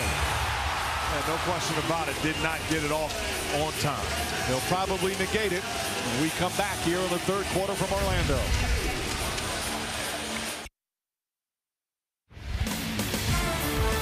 NBA Sunday Showcase on ABC, presented by Final Fantasy 13. Brought to you by Nike. Ford Fusion. The 2010 Fusion is now Motor Trend's Car of the Year. Get in and drive one. And Final Fantasy 13, rated T, available March 9th. Back at a sold-out Amway Arena, they've negated the Rashard Lewis 3-pointer, so it's 65-57. Let's listen to Stan Van Gundy. We're forcing everything. Everybody wants to get it done, but we're not getting any good shots now. So look, we got to continue to play as hard, but we've got to keep our poise and execute and move the ball down there. That's what you guys talked about, keeping that poise in a game like this with the tempers and with the intensity on the defense, certainly picked up by the Lakers here in this 3rd quarter. And Mike, it's a great rule to be able to go back and look at the 3-point shot and negate it. But it did make Phil Jackson, because of the momentum, use a timeout that most likely he wouldn't have used at that time. But anybody would take that trade-off. 3 points for a mandatory timeout that was going to have to occur under the 3-minute mark anyway. And Fisher comes back and knocks down the shot. 9 points for Fisher, 6-point game. Artest, we're going to extend out on Carter, trying to fight over screens. Good help defense. Nelson, a contested 3. Howard, another rebound. That's his 12th of the game. Nelson right back to him, knocked away by Gasol. Lob it into Howard. Odom greets him. Howard inside. That's all strength from Howard. Nice play with the defense surrounding him. And what I like most about that trip is they were patient with Dwight Howard. They gave him a chance. Not open first. You talk about trying to repost. He gets position again. They were determined to get him the basketball and allow him a possession. Foul is on Odom, his 3rd. Howard 1 of 2 from the free throw line. It's March, so you're hearing MVP chants from the fans for various players around the league on their home floor. Really, other than LeBron, we can stop with all those MVP chants. Carter, Odom is on him. Couple of dribbles, in and out. And Pau Gasol with the rebound. Even if that shot goes in, I'm saying Why the change in strategy by Vince Carter of not attacking the basket? Bryant stripped, lost it out of bounds. Magic ball. Kobe Bryant had 13 points in the first quarter, only 3 since then. You got to give credit to Matt Barnes. He's doing an outstanding job of battling, keeping a body on Bryant and forcing him into toughness. He's 0 for 5 from the field since that opening period. And a moving screen. Rashard Lewis, that's the second one for him.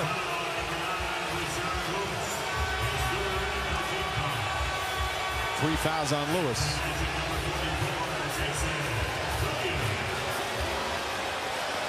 What do you think? You don't know. You don't want to know what I think. Sure I do. No, you don't. Phil Jackson's team, ever since Chicago, that's exactly what they've taught in that pinch post situation. They do it as an integral part of their offense. So good play by Rashard Lewis. So that reverse pivot, to me, is just a good offensive move. I don't know. You know, part of the problem is that is something that they pay attention to, where that's a foul. You want them to be consistent every time to make that call, but according to the rules, it's certainly a foul on Rashard Lewis and a good acting job by Fisher. Jason Williams puts it in. Largest lead of the game. Magic up by a dozen.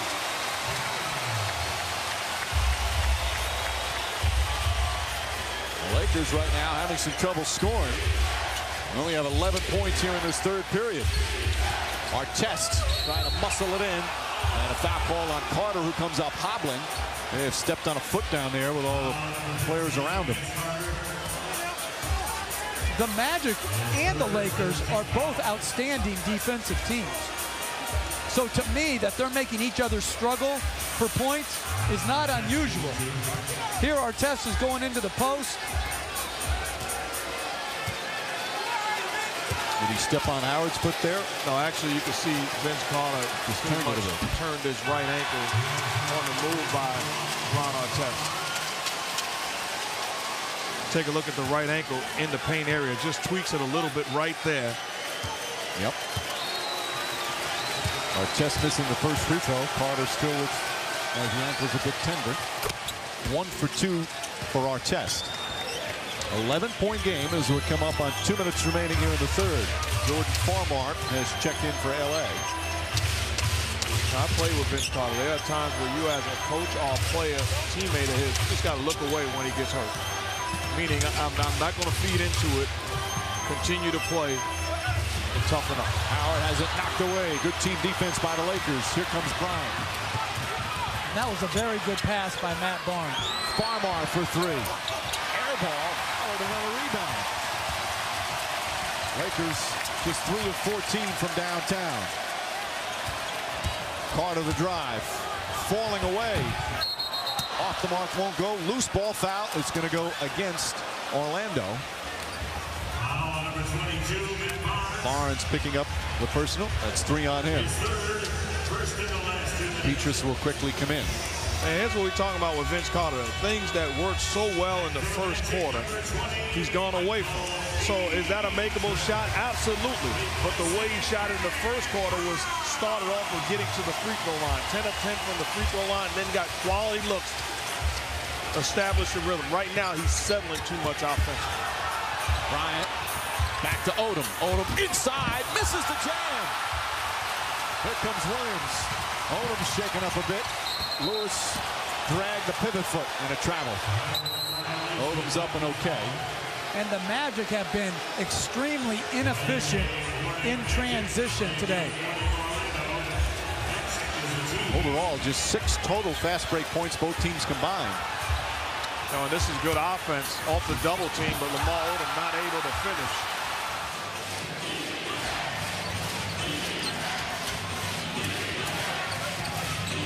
Bryant with Petrus on him, and they call a foul on Carter. And now they're in the penalty. 4 fouls on Vince Carter. Be there live for all the action. Go to NBA.com/tickets now to reserve your seats to see your favorite NBA team take the court. The NBA, where memories happen. Lakers have some fond memories of the last time they played here at Amway Arena. Last June, winning Game 5 and the franchise's 15th NBA championship. But here today, they come in having lost 2 in a row, trying to avoid their first 3-game losing streak in over 2 years. They have not lost 3 in a row since they acquired Pau Gasol from Memphis. They lost Thursday night in Miami, beaten by 15 in Charlotte by the Bobcats Friday, and still trail by double figures late third here in Orlando. Lakers just 4 of 13 from the field here in the third quarter, only 13 points.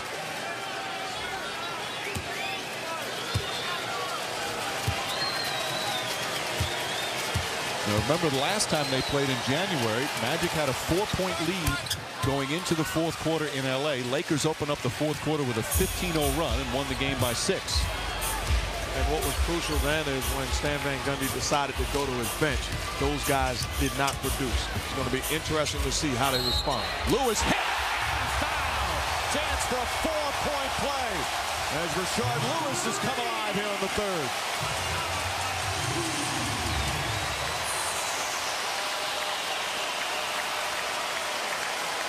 And once again, pick and roll. Lamar Odom hedges off.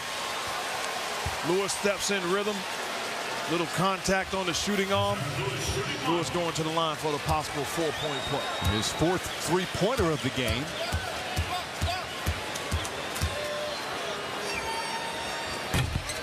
Misses the free throw. Who has the most 4-point plays in NBA history? I know the answer. Mark Jackson. It's not you. No, it's not me. No, I know. I just read it. I think I know the answer. Gasol spinning. Blocked by Howard, rejected out of bounds for his second block shot of the game.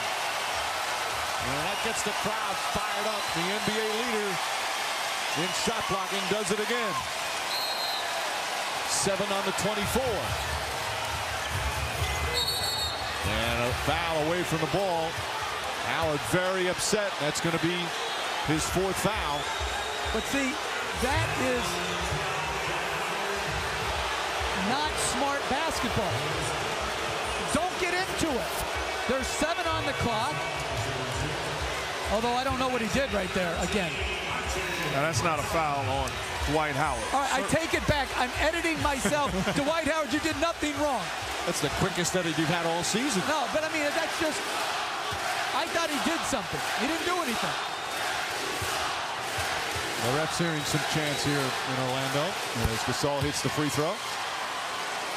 So 4 fouls on Howard.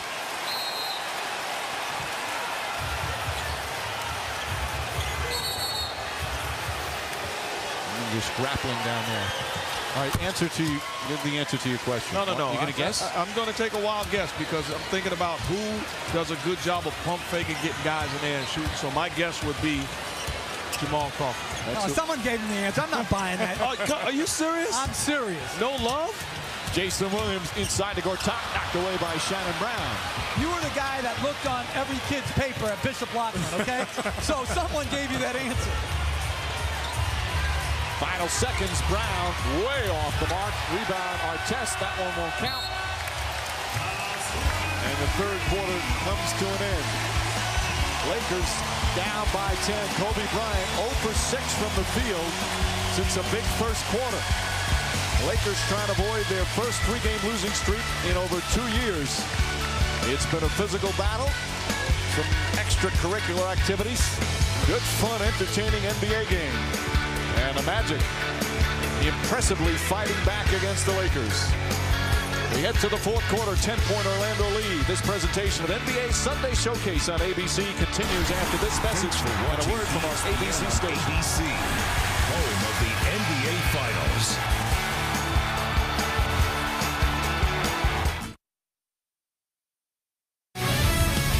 Welcome back to Orlando, where the Magic are up by 10.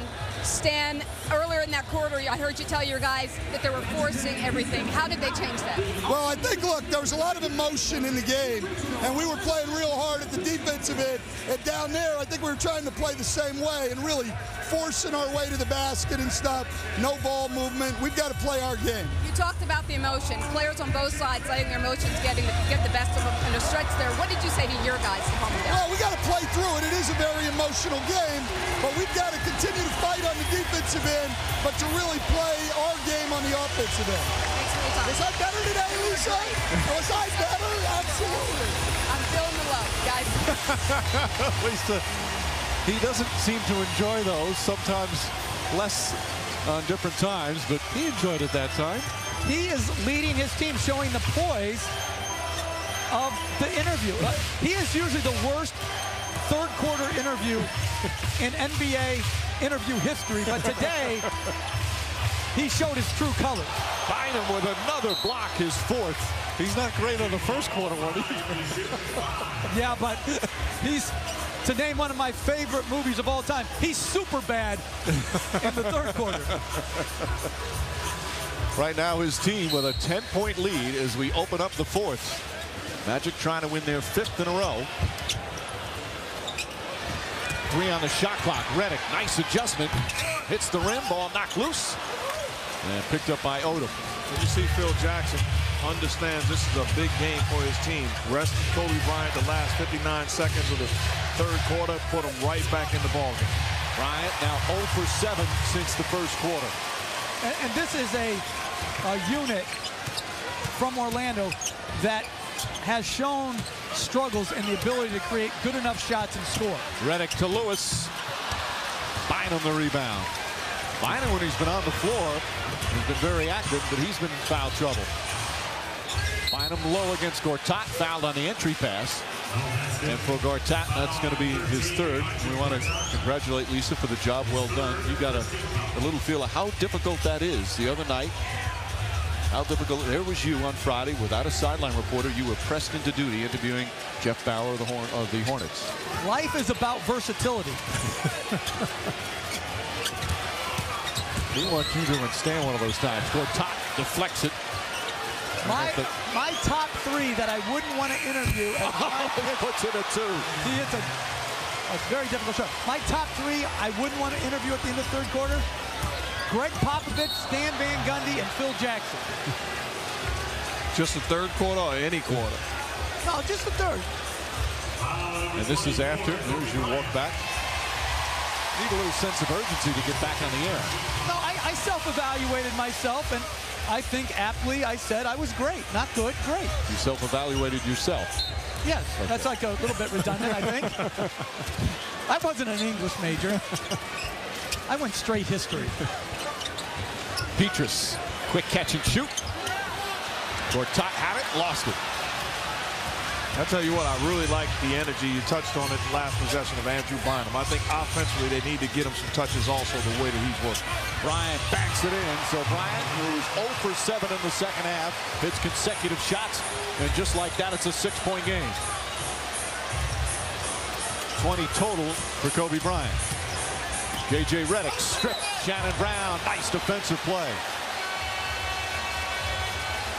16 Orlando turnovers. It's good defense, but Bryant understands. Get me the basketball. It's time to close this gap. That's a tough shot. We talk about on the previous possession, understanding, gets a look at the clock, realizing that it's dwindling down, knocks down a big-time jumper. Bryant calling for it. Petrus battling in. And a foul's going to be called. Is it on Petrus? Yep. A little over-aggressive on his ball denial. 2 team fouls on Orlando and 2 on Petrus.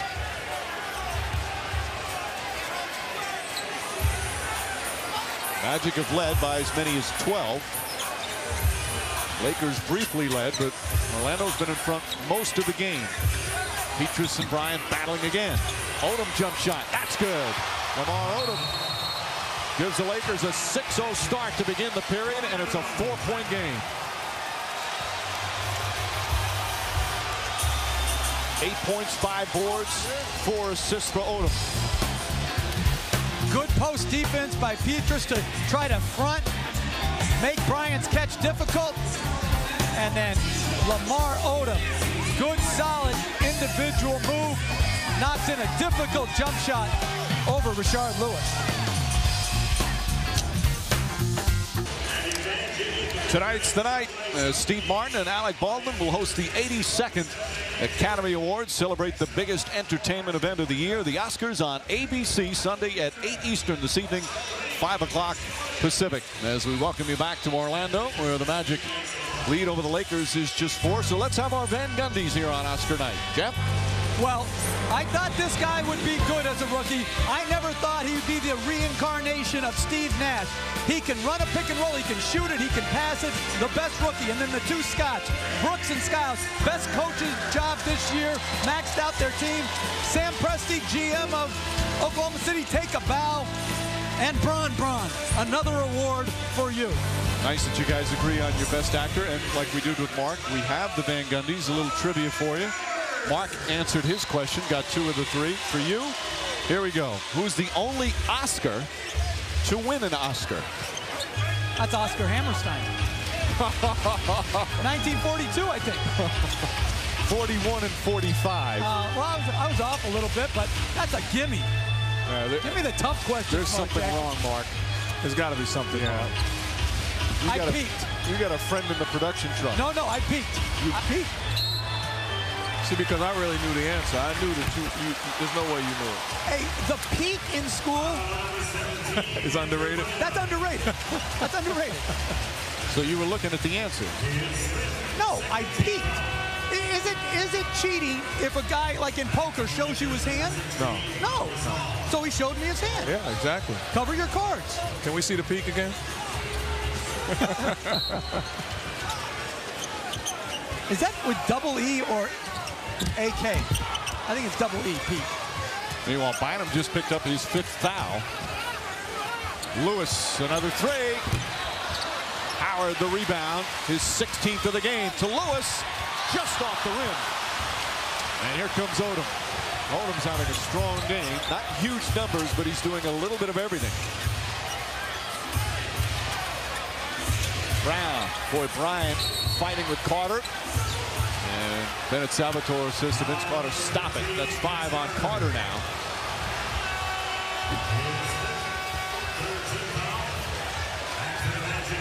Give credit if you're Stan Van Gundy. Your defense, the guys that you put on Bryant, they've done a good job of trying to fight and battle and not allow him to catch the ball easily. And Kobe Bryant was 5 of 8 in the first quarter, then missed 7 straight shots until he knocked down 2 in a row here in the 4th. Brown, Shannon Brown, a big bucket, and it's a 2-point game. 7 points off the bench for Brown. 8 straight points to start the 4th quarter. Remember the game back in January, Lakers had a 15-0 run to start. That was the difference in the game. Petrus on the drive, inside, and he drew the foul. That's where Michael Petrus is so tough. He can hit the 3, but he's very good attacking the goal. I like that mindset. Find a way to stop the bleeding. You need a score, you need a basket, put the ball on the floor, look to make a play. Worst case scenario, you get fouled. This is a good read by Petrus. Comes off the high pick and roll with one thing in mind, attack. Gets into the seams and go into the line. If you're the Lakers, the concern is even the last possession. Rashard Lewis got a wide open 3, missed it, then he missed the layup. That's just bad defense if you're trying to put together a legitimate run. See, that's where, to me, the Magic, if you move the ball and get good shots, you cannot overstress about the make or the miss. You just got to take the shots that presented. But this is where they have really struggled, is the free throw line. Not today, but overall during the season, this has been a big Achilles heel. There you see after the big first quarter, not as many. Bryant jump shot. That's no good. Nelson the rebound. How about Barnes coming in for Vince Carter at this point? It's just a quick rest? Well, it's 5 fouls on Carter. I'm sure they're trying to buy some time. Barnes the rebound and then gets fouled as he passes it off. Once again, Barnes bumps Kobe Bryant. They receive double technicals in the 3rd quarter. Carter and Jason Williams chatting. Now watch after the foul. They should both put those sumo things on at timeout and have them bang into each other. That would be fun. Howard. Gets it to Nelson for the layup. Pretty pass from Howard. And Jameer Nelson puts the Magic back up by 5. And Phil Jackson upset and immediately looks over and calls Derek Fisher to enter into the ball game. Good moving without the basketball by Nelson and a big feed from Howard. Farmar. Kobe Bryant calling for it against Barnes. Bryant wants to take him inside. Beautiful pass to Gasol. There's Kobe Bryant with another assist, his 7th of the game. And that's the advantage the Lakers have that Cleveland has. They have a perimeter player as Nelson drives it to the rim again. They have a perimeter player that they can play through. Orlando does not have that luxury when Carter's not on the floor. Jameer Nelson, 14 points, 8 boards, 4 assists. Trading baskets now here as we approach the midway point of the 4th. Bryant inside, falling away. And Lewis the rebound. And this is when Orlando has to keep pushing the ball up the floor. Lewis, nice feed.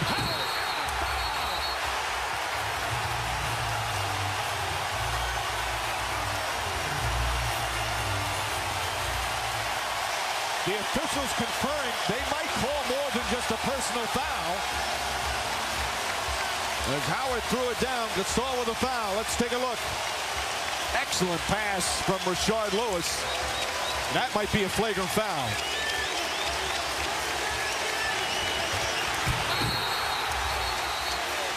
Bennett Salvatore going over to the scorer's table, and that's what it's going to be. I believe a flagrant one.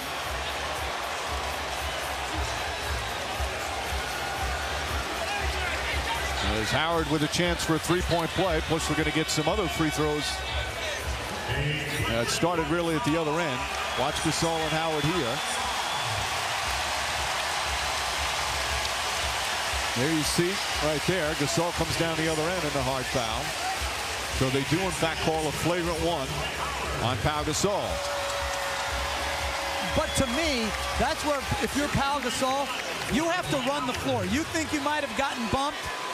You don't have time to not run down the court. And that's why the Magic should continue to run, because Howard has the running advantage.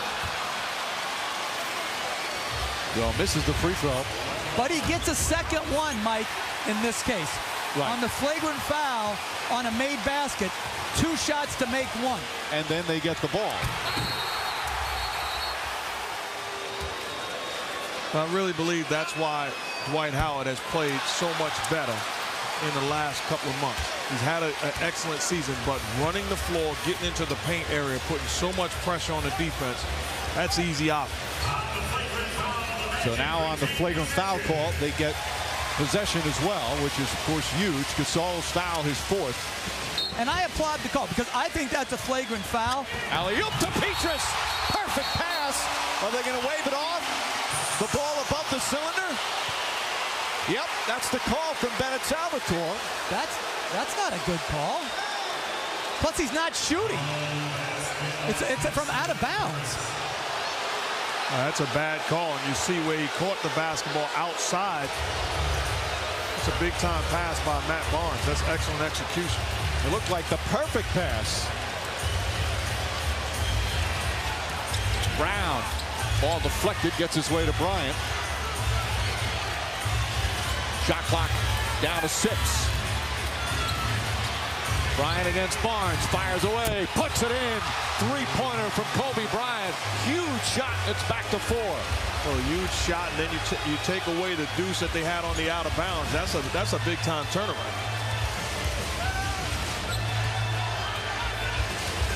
Nelson to Lewis. Lewis given an opening, drives to the basket, stripped by Brown. He's done that a couple of times here in the 4th. And Brown out to Fisher. Fisher, a 2-pointer.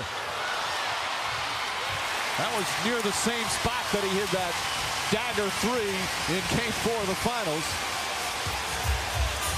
I like what Shannon Brown brings to the game. High energy. Nelson, Lewis for 3. Long rebound, and Kobe Bryant comes the other way.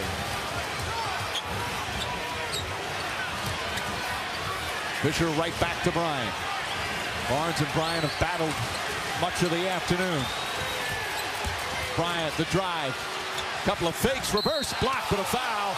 And for Howard, that's his 5th personal. And we'll have a timeout. A fun, intense game here in the fourth quarter. You get the sense that Brian is trying to finish the right way. Matt Barnes, you know the rules. Hand down, man down, paying the price, and then putting the ball on the floor, looking to make a play on the next possession. Brian trying to finish this thing up in style.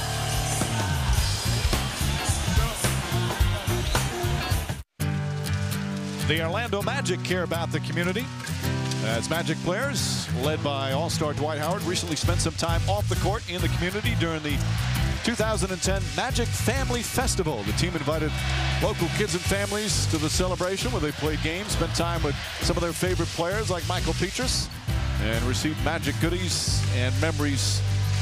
The NBA, where caring happens. Terrific job by the Magic players. As we return to Orlando, let's get our Lincoln game track with the Magic holding on to a 4-point lead. There you see early lead, a 10-point lead for Orlando. They led most of the way. Kobe Bryant had the hot start, then went cold for a while. Carter had the great start, hasn't been back to the free throw line since the first quarter, and Howard's been in foul trouble much of the game. Now it's Kobe Bryant's turn at the free throw line off that 5th personal called on Howard. There's some Laker fans chanting MVP. There are a lot of Laker fans here as we listen into a recent Stan Van Gundy huddle. We got 5 minutes to go. Even if he makes these, we're ahead. Our building. Let's go. Defend and rebound. Let's go. They've been great at home all season. 24-6 on their home floor. Kobe Bryant now 9 points here in the fourth quarter. Lakers haven't led since about midway through the first period. Carter is back in with Barnes, Nelson, Lewis, and Howard. Shot clock at 6. Nelson the floater. Oh, Howard, beautiful play to put it in. It looked like a shot attempt instead of excellent pass. The Lakers making life tough on themselves. High pick and roll with Rashard Lewis and Nelson. That should be a switch, but they don't switch. They allow Nelson to get into the scene. Kobe Bryant rises up. 11 points here in the fourth. He wanted another. He felt he was fouled. And with Howard in foul trouble, he can't contest shots like he normally would late. 5 fouls on Howard. Fisher putting some pressure on Nelson. Nelson spinning. Gets in the paint. Ball knocked away out of bounds. Laker ball. Turnovers huge in this game. 19 for Orlando, just 7 for the Lakers. And a difference in the way that Derek Fisher's defending Nelson than Jordan Farmer. He's not giving him that space to dance wherever he wants. So he's forcing the issue, allowing guys to be in position to help. 4 minutes remaining. Still plenty of time in a 2-point game. Kobe Bryant in and out. Nelson with his 9th rebound. And Nelson's got to move the ball. He's got to move it. Fisher putting good pressure on him. Carter on the drive. Gets inside. Banks it in. Pretty play from Carter, who's been quiet since the first period. When you drive a car, you don't want to put your head down, but when you drive to the rim, you do. Put your head down, go by people, and take contact. Odom. Odom to Gasol. Knocked away by Nelson. Fisher fires away. That's good. A 3-pointer. They're going to review it. As Fisher able to hit, it's a 1-point game. That's a tough shot. That's a look what I found. Fisher as good as it gets, taking and making big shots. Magic fans sick of Fisher hitting 3-pointers on this floor.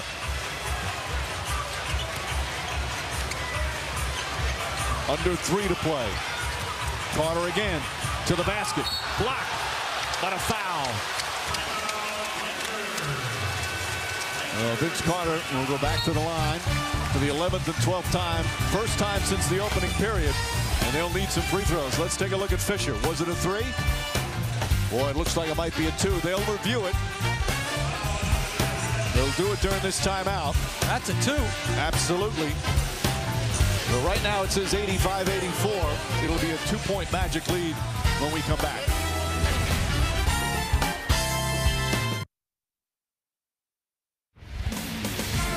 NBA Sunday Showcase on ABC, presented by Final Fantasy 13. Brought to you by BMW, the ultimate driving machine, and American Express. American Express Open is bringing business owners together at openforum.com. Under 3 minutes remaining, fourth quarter in Orlando. As you see, they changed that Derek Fisher 3 to a 2, so the Magic lead by 2. Time for Vince Carter to step up, Mark. And Jeff. And Jeff, yes. And Vince Carter, second half, it's been all jump shots up until the last couple possessions. These step-back jump shots he can get at any time. He's that talented. But this is where the game will be won or lost. Drive, Vince, drive. It could be a kid's story. It would be a great kid's story. Drive to that rim, Vince, and keep attacking. There you see the numbers after a superb opening period. We saw him several weeks ago in a game here against the Cleveland Cavs. He was quiet all game, and then he made some huge plays down the stretch to get them a big win. He's perfect from the line now, 11 for 11.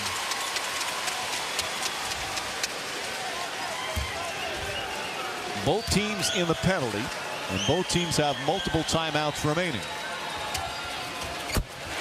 And Carter able to convert. He's always been a good free throw shooter, just under 80% for his career. Lakers have cut it to 1 a couple of times, have not led since first quarter. Bryant to the basket, banks it in. Kobe Bryant having a huge fourth quarter. He's got 13 points. And the problem you touched on, Dwight Howard in foul trouble, can't be as aggressive as he normally would be looking to contest that drop. Nelson, Howard catches, foul, count it, and 1. And that's the second time Lamar Odom has touch fouled Dwight Howard. He's 1 for 5 in the game. You have got to wrap this guy up and not let him get the ball above his shoulders. Good pass by Jameer Nelson. And Kobe Bryant has also got to be in the paint to take that pass away. Just too strong with a foul like that. He'll still get off the shot, and he hits the free throw, and it's a 5-point game. And part of the problem defensively, you got to pre-rotate, be in position to bump Dwight Howard off of that spot. Nobody at home has the ability to catch and finish. Coming up on 2 minutes remaining. Bryant, the jab step on Barnes. On the drive, lifts up. Won't go. Gasol, bank shot, in and out, tipped up and in. Actually, that was tipped up and in by Dwight Howard. You think? I thought the same thing. Either way, it's a 3-point game. And it's all those small little things that make it hard to win.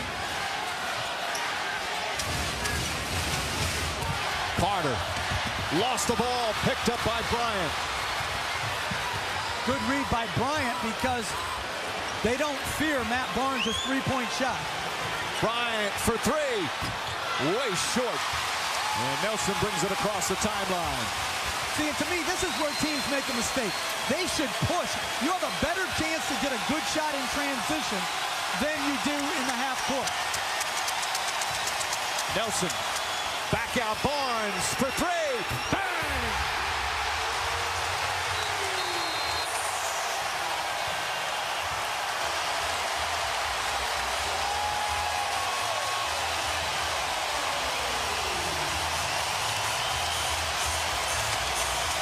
Barnes' defense has been terrific all afternoon. A huge offensive play from the veteran. Nelson once again in pick and roll situations. Kobe's thinking I didn't help last time. This time I wanna. You pay the price. Matt Barnes steps in rhythm, not only defensively, but big time shot.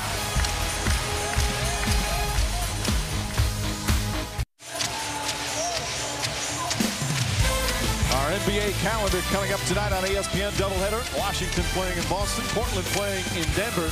NBA TV tomorrow, San Antonio at Cleveland. Doubleheader Thursday on TNT, Chicago at Orlando, Portland at Golden State. And next Sunday on ABC, we'll be in Cleveland as the Celtics and Cavaliers match up. Here this Sunday in Orlando, huge three-pointer from Matt Barnes. Magic a 6-point lead with 1:10 remaining. As the Magic last couple of possessions coming up big, Mark. And the old saying is, do what you do. Well, the Orlando Magic, a pick-and-roll basketball team, this time off of the pass. Dwight Howard gets the easy one. Now the Lakers try to adjust. They help off of Matt Barnes, and they pay the price. That's bad defense. Now that double foul, I mean, again, it's going back to what Mark said. Who's the instigator? You had a great look at it. Just call who instigated it. So Barnes will pick up his fourth. Fisher will pick up his fourth. They don't shoot free throws on a double foul.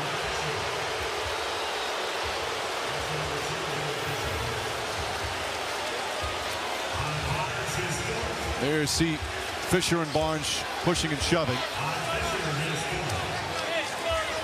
And this is after now the Magic have possession, so they'll maintain possession. That's an illegal screen. That's an illegal screen. That's the miss. And Fisher took exception to that. Oh, and Fisher even complained. He looked over at the referee and said, hey, it's happened 5 times so far this afternoon, and you haven't made the call. But this, if they're going to allow that, that's Derek Fisher. That is 2 missed calls. Derek Fisher, that's a technical foul. Right. So now they're inbound. And this is what I don't understand. Well, it's not going to impact in terms of where the ball was. They'll inbound with 19 on the shot clock, 43 left out. But you have to get the ball in. Carter looking, finds Howard, and Gasol fouls him right away. So the game was totally changed by the double foul call because you have to get it in. You get it into Howard, their worst free throw shooter. And I like how they paid attention to detail. I'm sure the Lakers, their mindset wasn't to commit a foul. But once Dwight Howard catches the basketball, the wise thing to do is to foul him immediately. Because if the play happens while Jameer Nelson's just bringing the ball up and they fouled Howard, that would be an away from the play foul, a free throw and possession. So the Lakers wouldn't use that strategy with under 2 minutes to go. But as you said, because Howard was in the play, it's just a legal foul that he steps up and knocks down the free throw. And before the game, Howard said, hey, before the games, what I do is take some post-up plays and then I shoot hundreds of free throws, putting myself in position to knock them down when it matters most. This is the second. Gasol the rebound. But that's 40 a great seconds foul. left. That turns out to be a big-time play. Lakers down 5. Bryant on the drive, falling away. Air ball, rebound, Gasol knocked out of bounds. Last touch by Nelson. So Lakers will inbound with 30.7 remaining. And Phil Jackson wants a 20-second timeout.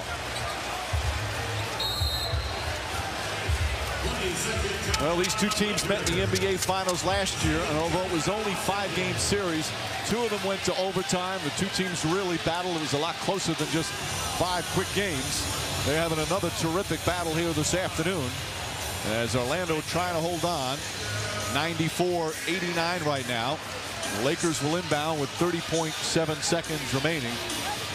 And you like the way the Magic held on. Starting in the 4th quarter, Lakers came out strong. They scored the first 6 points. The momentum started to change. But the Magic playing some big plays, crunch time plays down the stretch. They have. And, again, they don't have the Kobe Bryant to give the ball to create. So they have to make more team plays, which is sometimes a lot more challenging. Well, absolutely. You talk about team plays. They have to make one right now on the defensive end. I'm sure Phil Jackson is thinking, get a spot-up shooter to basketball. If I'm the Orlando Magic, I'm not over-helping, and I'm going to live with Kobe Bryant making a tough shot. Now the Lakers again down 5, so obviously a 2-possession game. They just have to score as quickly as they can, correct? Correct, and they have to pay attention to Fisher and Artest as Bryant sucks the defense into him as he drives the ball to the basket. Odom will inbound. Gasol's going to screen for Bryant here and then flash to the ball. Bryant catches it. Bryant forces up the 3, puts it in. Kobe Bryant from downtown, and it's a 2-point. Now there's 2.2 seconds difference. That's not a lot of time. Do you foul him? You have to foul. Nelson in the front court. Dwight Howard's not going to snip the ball on this possession, and Artest fouls Nelson.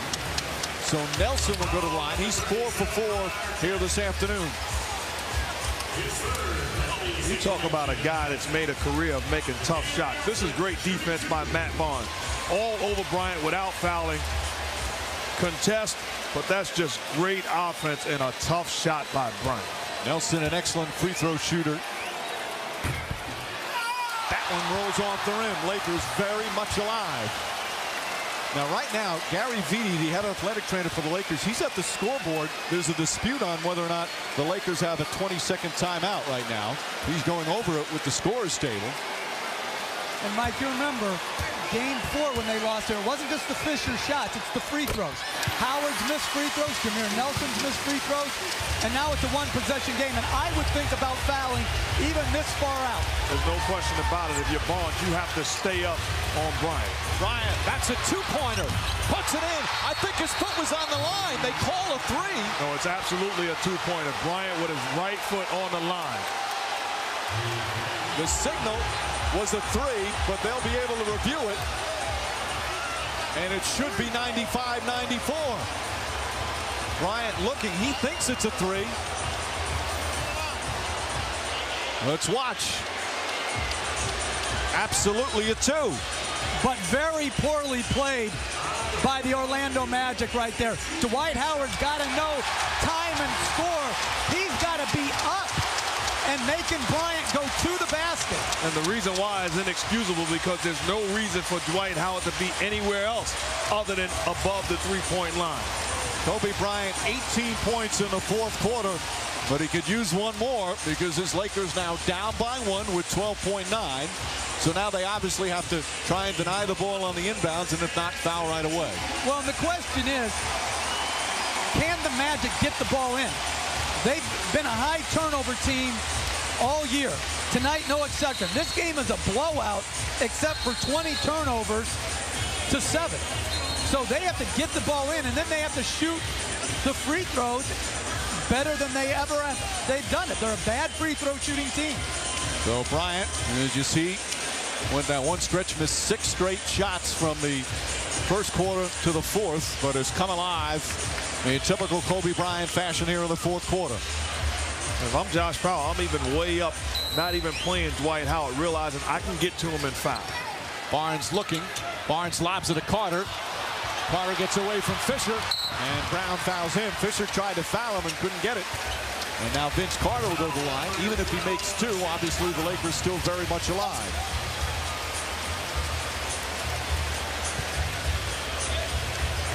So Carter, 12 for 12 from the free throw line this afternoon. Found something there to clean up off the court. Boy, this has been a wild finish. A sellout crowd at Amway Arena. They've been on their feet the last several minutes.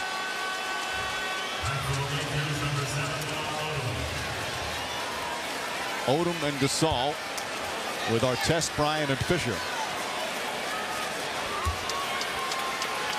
Now the Lakers, the scoreboard says they don't have any timeouts remaining. As we mentioned, Gary Vitti's been disputing that. As Carter misses the free throw. His first miss after going 12 for 12. And I think the Lakers now have 1 timeout left. They've settled it.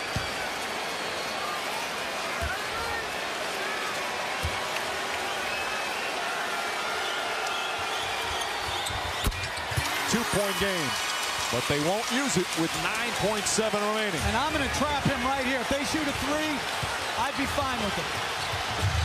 Bryant doubled. Bryant wants to shoot it. Kobe Bryant for the tie. Won't go. Magic win.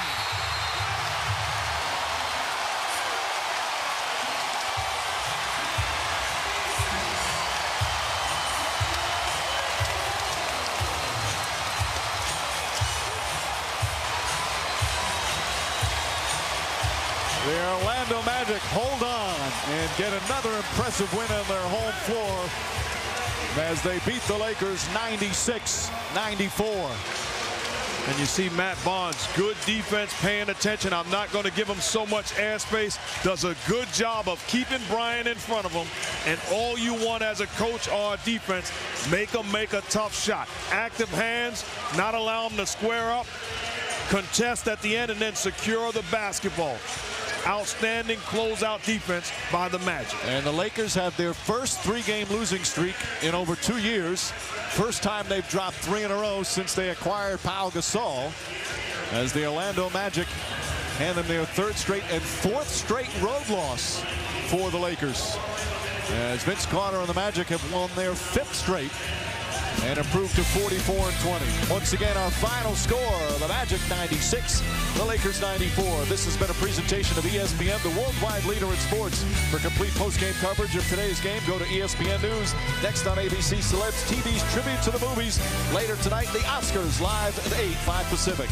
For Jeff, Mark, and Lisa, this is Mike Breen saying so long from Orlando and watching ABC, home of the NBA Finals.